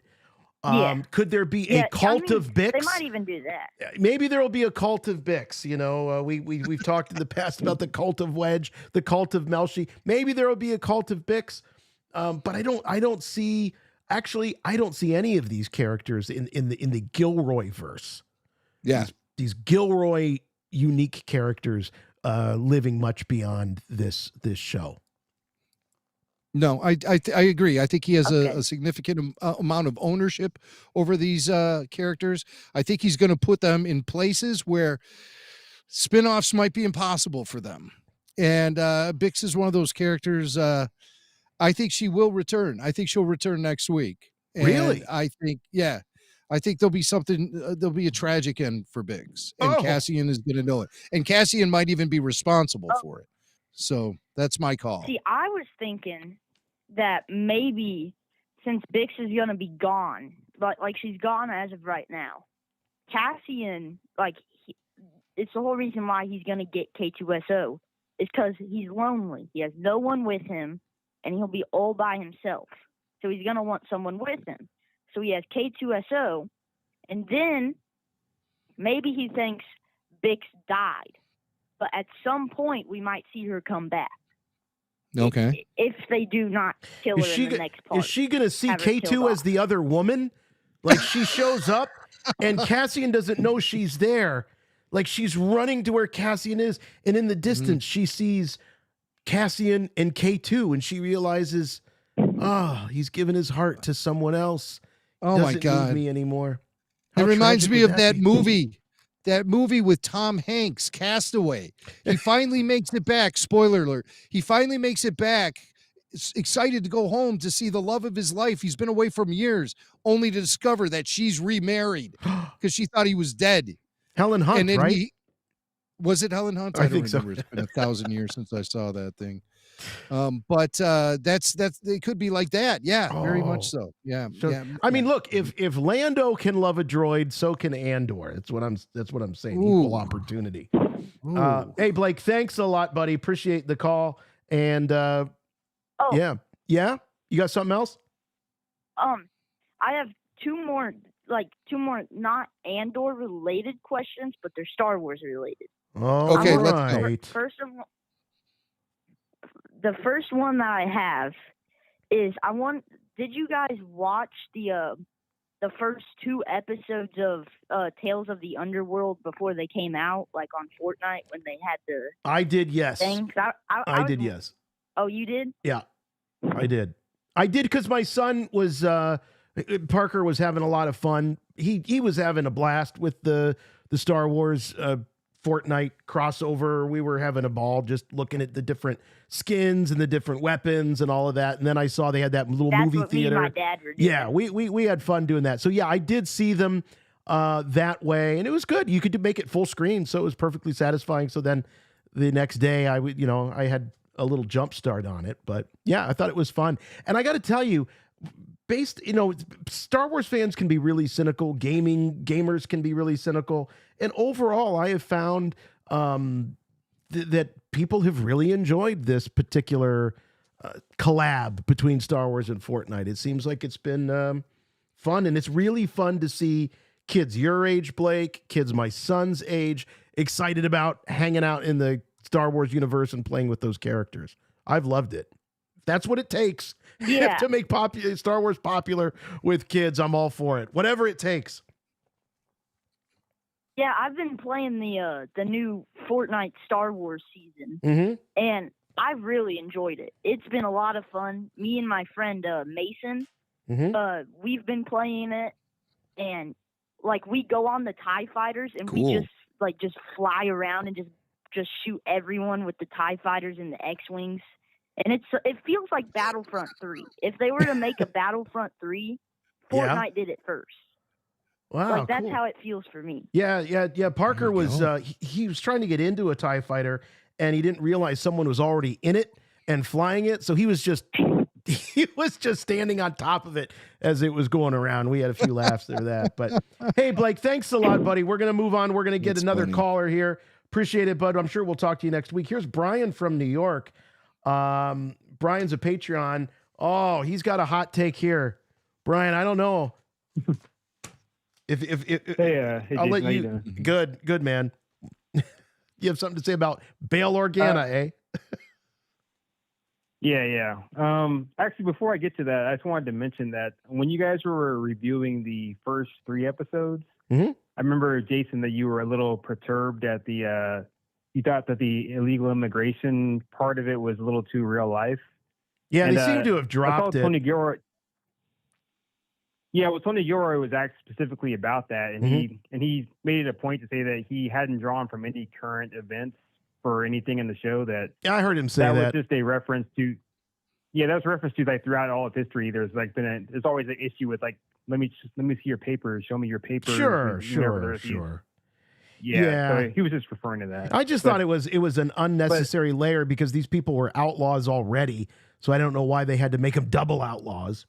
But whatever. Right. I like the story. Well, can I just say something, the caller? I'm glad this caller brought this up because I want to say something about that conversation we had. You said it was the terminology using things like illegal and undocumented and all of that stuff, Jason. You said it was too on the nose. And heavy-handed, I push back against that because I think it's interesting to see the characters have, some substance that maybe we can relate to a little bit as far as things going on in contemporary times. It might give them a little more substance, but you said it was too on the nose, and I disagreed with that. But then I really started to think about something. I thought it was too on the nose for Bix to say he tried to rape me because I feel like we've seen it right in front of our face. We didn't need that. Right. That's like just like hitting it too hard on the head. And with talk about undocumented and illegal and all of that, there's already terminology in Star Wars in place. When you talk about, instead of documentation, you talk about chain codes and things like that. That gives it a more Right. Star Warsy feel, makes it feel a little more exotic, but still has the same meaning that Yeah. we know without the contemporary terminology and different types of nomenclature used in modern times to describe this kind of stuff that we see on the news all the time. So in that case, I think once again, Gilroy is too on the nose, where there might be a little bit of Star Warsification to some of this terminology to help it really fit into the galaxy as we know it. So I've given myself time to think about that, and I was just looking for the proper opportunity because I didn't want to seem like I came off as dismissive toward what you were saying in that Sure. moment. But I still think that there's room for that kind of stuff in Star Wars storytelling, but the terminology, Right. like I said, with the big sequence, would people be so up in arms if she didn't just use that word and the bluntness of that statement? We like a little bit more nuanced with this stuff, and so that's where I've kind of come full circle on as far as all that stuff. I didn't mean to imply that. Look, I think the idea of art imitating life, I think that the truest value that art brings is the search for truth. I think that that's what art is the search for truth in general, obviously broad strokes. So the fact that it can incorporate real world situations and stuff. Yeah. I mean, the real world is around us. It's what I think motivates and inspires a lot of stuff, but there's a way to do it. And you're exactly right. Let's put it in, let's Star Warsy it up a little bit. Star Trek famously handled things like counterculture and hippies and peace protests and racism and all of these things, but it Star Trekified it. And the beauty of it was that people were watching Star Trek not knowing that they were getting a moral lesson because they weren't hitting you over the head. It was like, oh, that guy's black on one side of his face and white on the other side, and this guy's black on the other side and black. They did it in a way that I thought was more clever. And I think that there's a lack of that in entertainment today. Not saying there's not a place for it, but please be a little more clever. So yeah, I'm also glad that it was brought up as well. Thanks, Brian. What else you got? So the reason I called I know that another thing you guys have talked about is that Jason has been a favor of recasting of characters from Star Wars and not being too precious about that. And so I was wondering with the Bale Organa situation is, would you guys have preferred if it had been a CGI recreation of Jimmy Smits as opposed to a recasting of Benjamin Bratt? And do you think that now that this can of worms has been opened with Benjamin Bratt recasting a still alive, still healthy Jimmy Smits, does that mean that going forward that maybe we'll see, and also in Ahsoka as well, recasting, do we see maybe in the future that we'll start to see more, maybe a Luke Skywalker show or movie with a recasting of Luke Skywalker? I was pretty clear. No. Yeah, I was pretty clear. I'm a big fan of recasting. Jim, what do you think about a CG? Could they have gone there if this really came down to just a scheduling conflict? Yeah. Couldn't they have just done a CG? No, because you need Jimmy Smits' involvement to do that, much like with Mark Hamill's involvement in The Mandalorian and Book of Boba Fett. Mark was there. He gave a significant of life to that CGI character. Jimmy Smits, obviously, if there's a scheduling... But Peter Cushing wasn't there for Rogue One. I think it showed. I think it showed. But what can you do? What can you do? The actor has passed away. What can you do? I think a Jimmy Smits CG recreation would be not the smartest thing to do, because it would have to be the same age as Jimmy Smits is in the real world, and everybody will know the difference. I mean, at least with Luke Skywalker, you had to de-age Mark Hamill. With Peter Cushing, you had to resurrect Peter Cushing. In this case, you're trying to create a phony avatar of someone who's still alive and looks and talks and sounds exactly the same. I don't think it's worth it. I'd rather have Benjamin Bratt. But you bring up an interesting question. At least you promote a question, is, does Benjamin Bratt now own the role of Bale Organa? Will it ever go back to Jimmy Smits after this? Or is this legitimately just substitute teacher day? And we just happen to have a different Bale for this particular show. I think there is still a future for Jimmy Smits in Star Wars. He is getting a little older, though. You don't want him to outage Bale Organa. Nor do you want Benjamin Bratt to outage Bale Organa. Both of those guys neither of them are spring chickens. But I think I wouldn't be surprised if Jimmy Smits does return to the role. I don't think Benjamin Bratt has necessarily claimed ownership of the role of Bale Organa, but I do think he's done a really good job. And I think he was a more than suitable substitute for this particular story. I am a little surprised. And Jimmy Smits, by all accounts, is a super classy guy. You don't ever hear anybody talking bad about Jimmy Smits at all. So, but I was going to say, I'm surprised that there hasn't been any comments at all. Like, no one's gotten a microphone in front of Jimmy Smits to say, hey, you didn't show up in Andor. Yeah. But I think it's because Jimmy Smits is such a classy guy. He doesn't want to, he doesn't want to necessarily take anything away from Benjamin Bratt. So I don't know. I've not heard anything from Jimmy Smits. I want to know what it was. Was it professional? Was he going on a trip to Italy or something? Where's Jimmy Smits? He's on a show right now. I hear people saying, oh, the network wouldn't let him be in it. I don't know. I don't think this is a Remington Steele, Pierce Brosnan, James Bond situation. I think when you're Jimmy Smits at this point, they know the guy is playing other characters. He's active in other franchises and things like that. It seems odd to me that he would be subject to, some network saying, no, we're not going to let this guy be used in another project. I really do believe that it came down to a scheduling conflict, though I will tell you, as someone who works in the entertainment industry, they always blame it on scheduling conflicts. Sure. Yeah. No matter what. You've heard that a few times in your radio career, right, Jim? Scheduling conflicts. Well, especially when booking guests.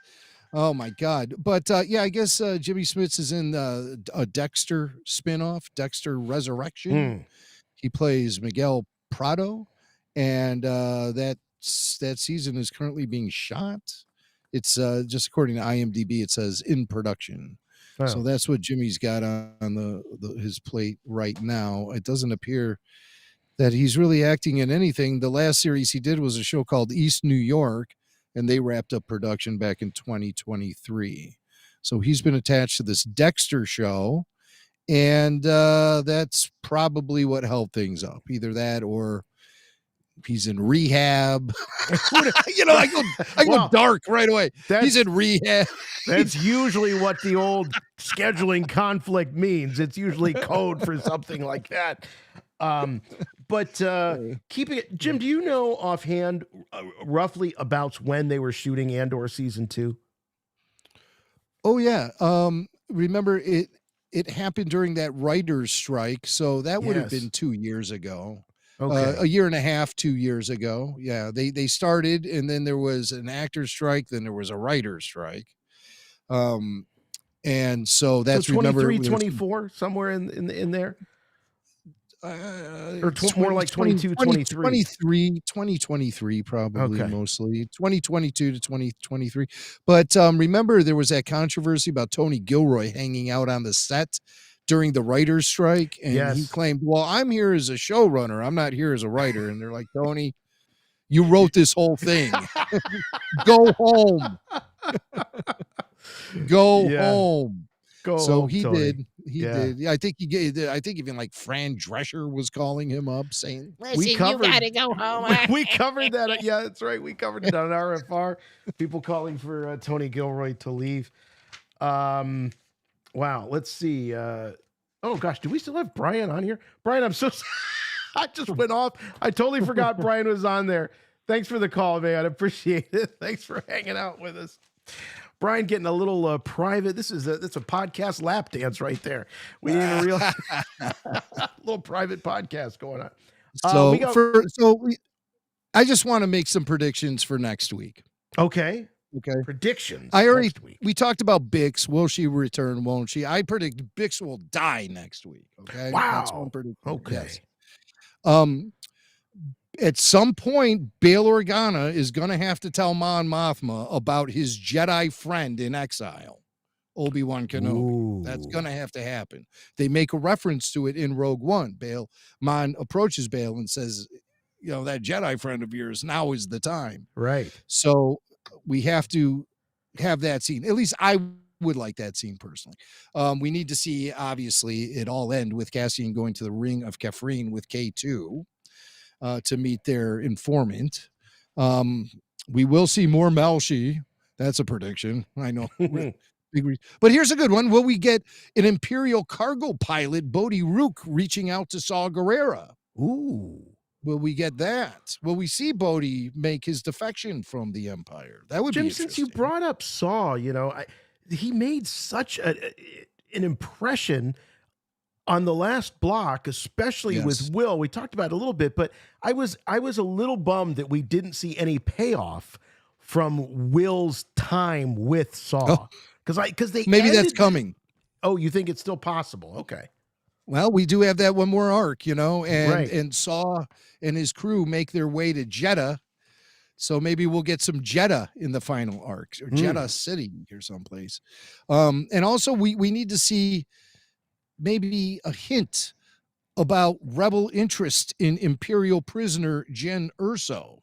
I would like to see that. I mean, for maybe they start devising their plans on how they're going to bust her out to get information about Saw. We have to see Saw do something too that's going to really upset the Yavin gang, the Yavin crew of rebels, because remember, they go looking for him, and that's why they free Jyn from prison to begin with, because they believe she can lead them to Saw. Right. So, and they want to take Saw out. Well, yeah, I think so. So I'd like to see what it is that Saw does to make him a marked man. Wonder if he crosses Luthen. That would be great. Yeah. We have to see a scene with Luthen and Saw. And speaking of Luthen, I mean, there's a lot of mysteries about Luthen. We need answers. We need answers about how Luthen got involved in all of this, who he is, where he comes from, and what will be his final fate. I believe that will be revealed next week. And then I'm hoping for some Easter eggs, like maybe we'll get introduced to some members of Red Squadron, like Wedge, Porkin, or Biggs. Maybe Dodonna will show up. He got name checked in this last arc. Maybe we'll see Bale Organa on Alderaan with young Leia. Not terribly young Leia. I mean, she's only she's older. Right, she's 2 years younger than we see her in episode 4 at this point. Yeah, so. well, she'll be a year younger next week. Oh, right, that'll be 1 year away. And anything else that I'm leaving out? If there is, let us know. You can write us at show@rebelforceradio.com, or you can just lay it out in the chat right now, or you could come to my house and we'll watch the episode together. We got some super chats here. You guys are always so generous here. This is Cosmic Star Wars 34 T69. I'm always afraid with these handles that they're trying to get me to say something dirty. I see 69 in there, and I'm like, oh, God knows what I'm saying. Grandpa. Yeah. Syril v. Cassian was a WrestleMania level fight. Loved it. Sad Syril didn't get to tell him who he was, why he was after him after all that effort. Well, I love the way Mac laid it out. It is the ultimate Syril tragedy. It sucks.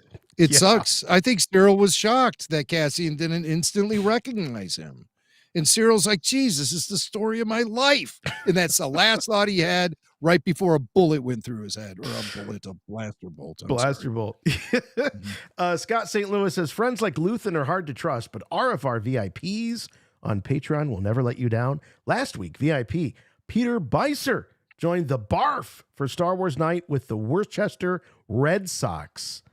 RPG Cassian forever. All right. Wow, Peter Beiser joined the BARF. Yeah.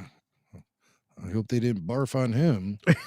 Yeah, me and Tyler went to a ball game too. We went to Star Wars Day at the White Sox Park. White Sox won. And Tyler had some special moments with White Sox mascot Southpaw, who was dressed up as Yoda. I hope there's some and photos. The two of them were this. tight as ticks by the fifth inning. It was incredible to watch. Well, Jim, wasn't there a rain delay which forced you and Tyler and to hang out there in the club for a bit? Yeah, it was all inclusive. Thank you to our friend Suds and his connections. We were able to sit in the expensive seats right behind home plate with the all-inclusive bar and buffet. And Tyler was like a kid in a candy store with that open bar. Let me tell you. To be young. Hey, let's just say I didn't walk away thirsty at all myself. So okay, all right. I'd expect nothing less. Adam says that Imperial sniper uniform was pretty cool. I love that Star Wars keeps adding different types to troopers. I think that's the first time we've seen an Imperial sniper.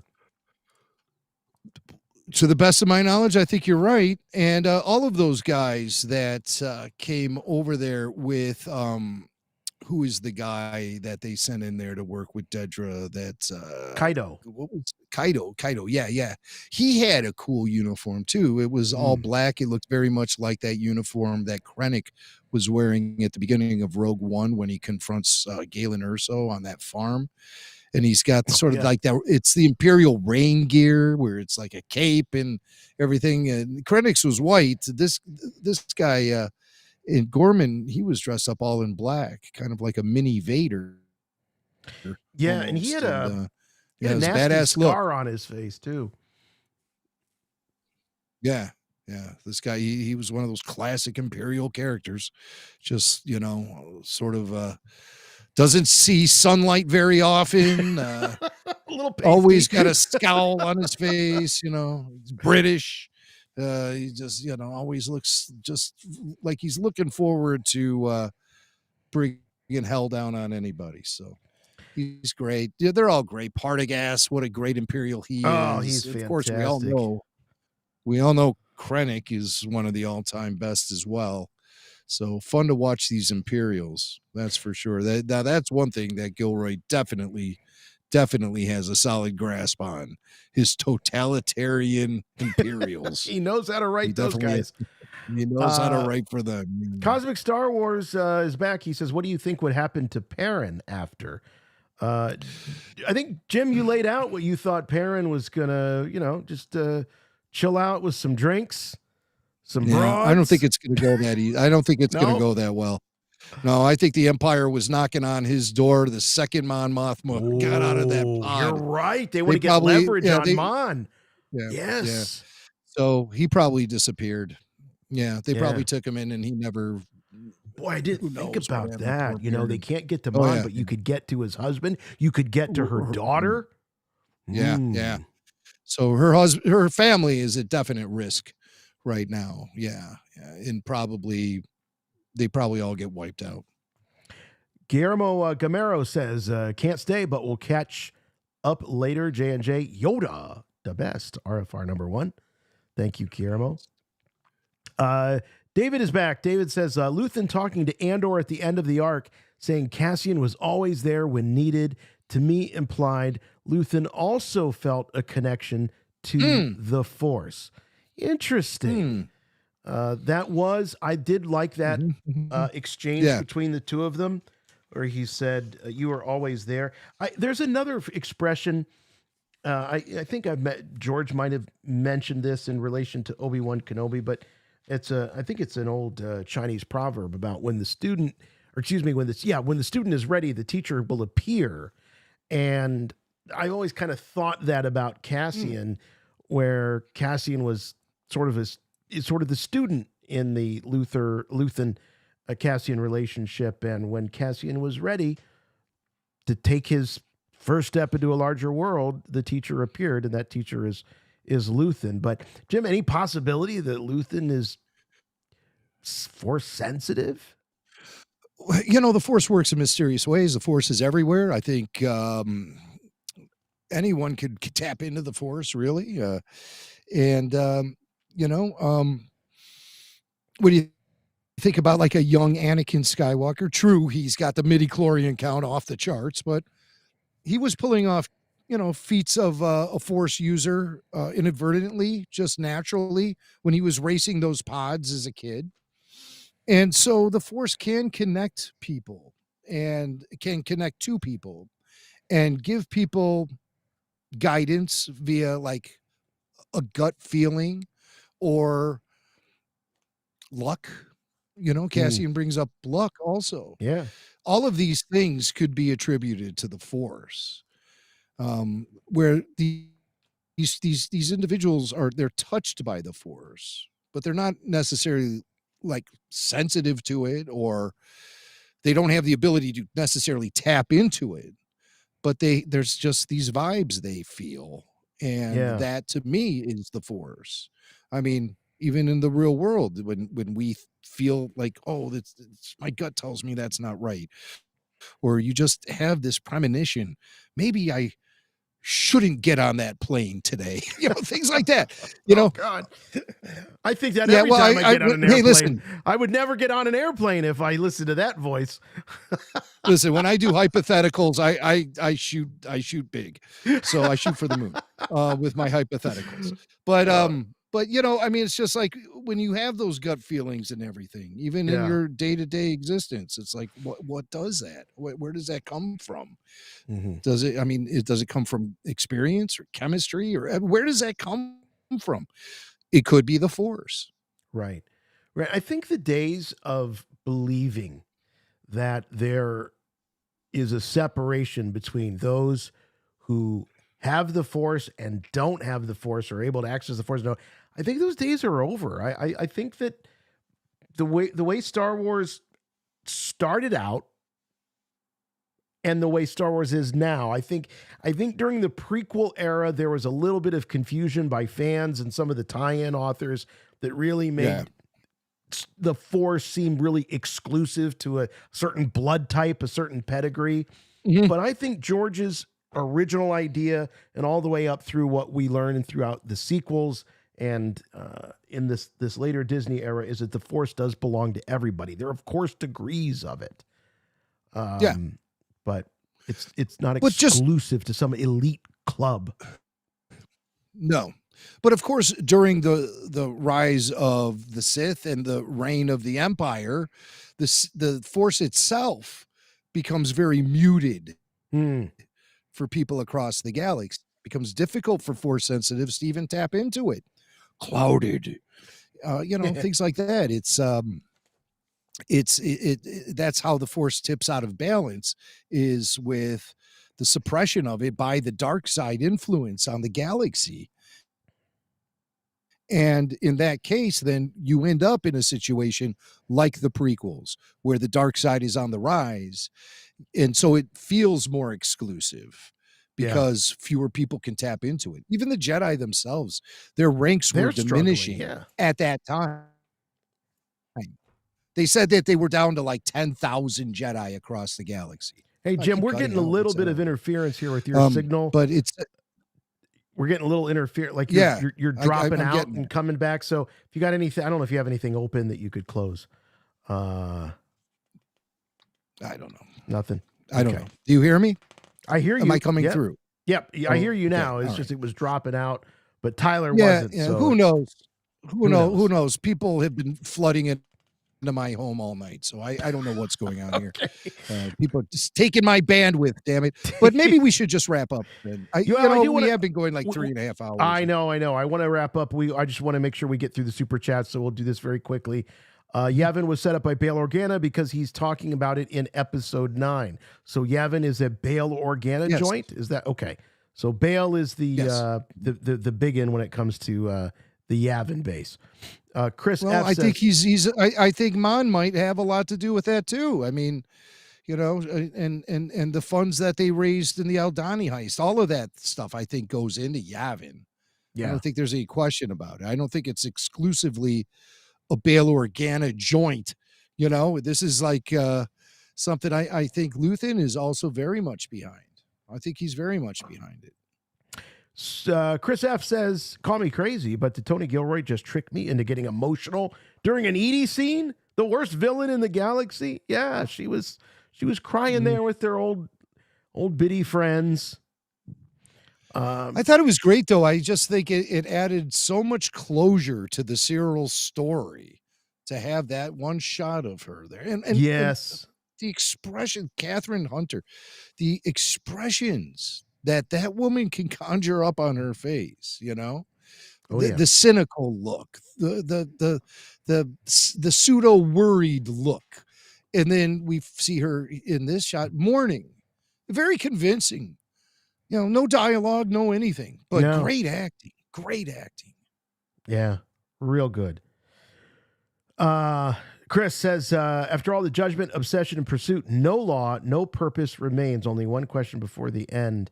Who are you? He should have said, do we know each other? And then Syril should have said, I have friends everywhere. They put down their guns, they hug. Tanya says, it was impressive to see the KX droids in action. Most impressive. Yeah, they were definitely taking no prisoners. You can see why it would be very attractive to Cassian to have one of those on his side. And of course, we know K2 ends up being a really, really important part. Josh says, the amount of times I said, oh, holy SHIT during episodes 8 and 9. Yes, it was definitely one of those experiences where you're just like, no. Yeah.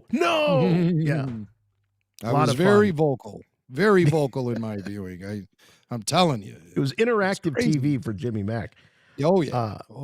N64 Rescue says, I'm so happy with Andor, RFR number 1. Thank you, guys. Appreciate that. Appreciate all of the generous super chats. Turtle Wars, getting to see 2 different astromechs for a total of 3 seconds on Yavin in episode 7 was a highlight of this block for me. Thanks, RFR. Yeah, we're getting droids. Well, get some whatever aliens. Floats your boat. Yeah. If you're in it for the astromechs, then this was your week. Chris is back. He says, Dedra, we're going home, Syril. We're going as heroes. Oh, Anakin, you and I can rule the galaxy. We can make things the way we want them to be. Yeah, so 2 super couples in the world of Star Wars, motivated by the wrong things. And Ikana says, oh, I like this. What if Bix is pregnant? A new certified Star Wars bloodline. Ooh, you just got Jimmy Mack's attention with that one, Ikana. Oh, yeah. I was just thinking, I was like, oh, could Andor be Kitster's father? Wait, that doesn't work out with the timeline. Hold on now. Hold on. Of course it all goes back to Kitster. Doesn't work out. No, I have to find other characters in other eras. But that's a very interesting and compelling little bit of speculation there. Could Bix be pregnant? Woo! It's possible. Yeah, that's cool. It is possible. Yeah, they were just in that tree house, just having lunch and dinner together with each other. Let me just say. No, certainly not. Certainly not. But a lot of good times tonight. It was a long one, but boy, it was a meaty block. We got one left next week. And for those of you that are wondering about Tales of the Underworld, we will cover it this week on Rebel Force Radio, the weekly podcast. We'll give you our thoughts about that. I do think it's worth your time, so go check it out. If you haven't had enough new Star Wars content and you haven't thought about watching it, I say go watch it and then listen to the Rebel Force Radio weekly show, and you can hear what we thought about it. Huge thanks this week to all of our callers, everybody hanging out live, and especially our buddy Tyler Page, as always, doing a great job doing the call screening and observing the program as best as anybody could do. Tyler, thanks so much. Anything we didn't get to? Any comments? Any callers that we left on the table? I think in the next episode, Andor has to get exposed to Galen or so in some regard. Because I feel like when he's talking to Tivik, he has some familiarity with Galen or so. Or maybe Tivik just knows that Galen is working on it. Will we see a Galen or so next week? Do we need to see a Galen or so? I don't know if we're going to see it, but I don't know. There has to be some exposure, in my opinion. But because Cassian is known to. You're saying Cassian is known to Galen? I feel like in the book Catalyst, like they're already working. Like, hasn't he tried to leave already? I don't know. I just feel like there's room there. So feel free to shoot me down all you want. He was on Iadu with the other Imperial scientists working on the Death Star. I don't see him socializing with a Cassian Andor on Yavin at any time. Well, not. But I just don't see how that could even happen. But I'm not saying he needs to make an on-screen appearance. But maybe he's aware of him. I also think Bix needs to die, but I think she's going to die because he's an addict.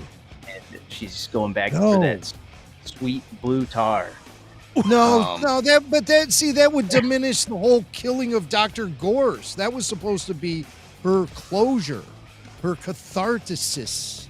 Now we're getting. Yeah, no, I don't see that would unravel the whole end of that episode. You can't do that. We need to learn a lesson about addiction, Jimmy. And that's what No, Tyler, please. Tyler, I'm calling security. I'm going to have them remove you from the writer's room. All right. Then we'll get the more you know rainbow and star there. This is not an after-school special.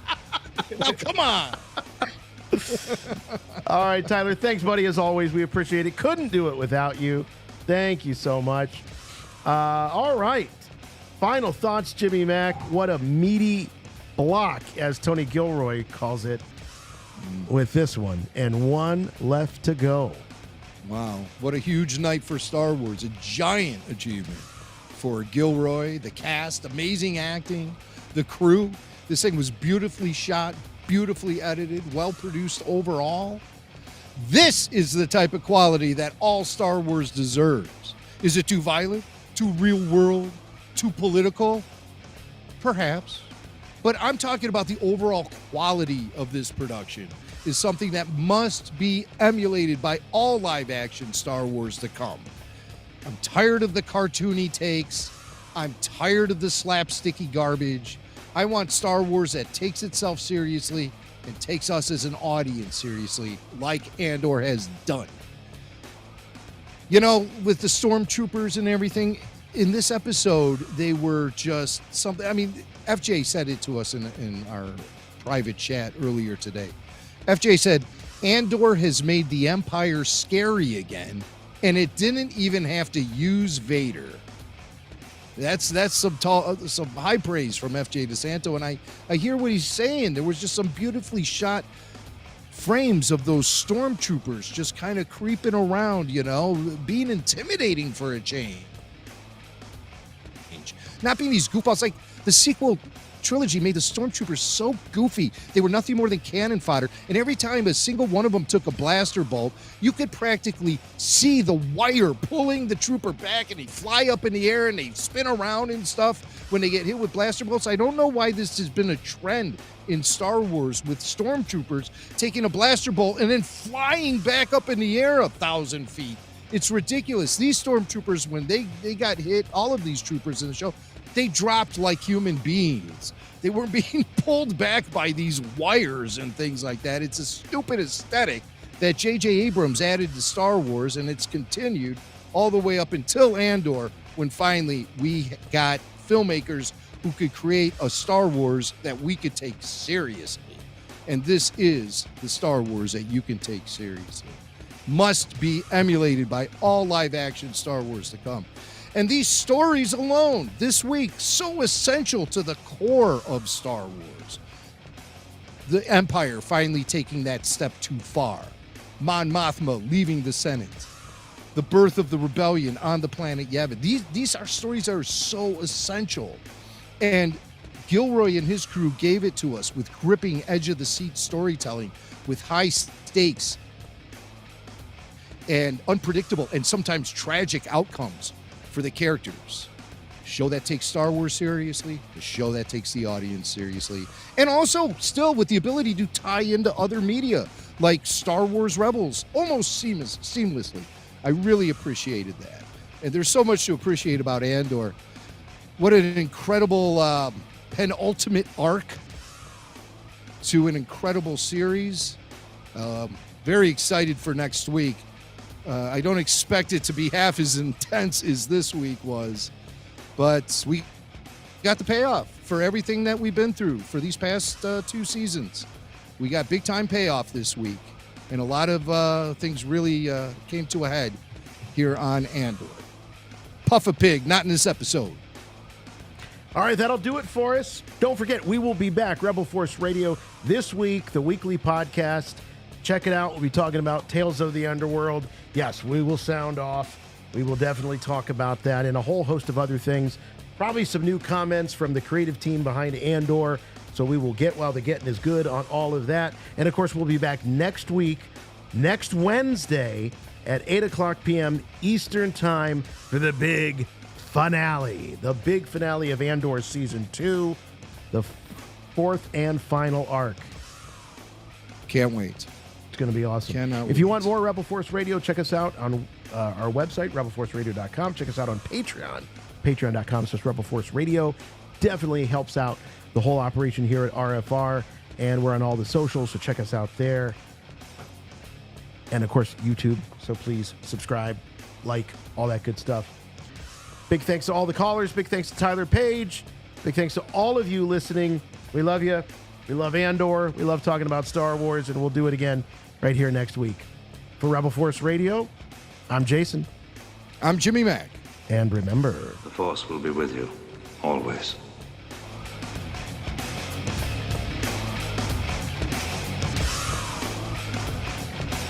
Oh. Poor Edie.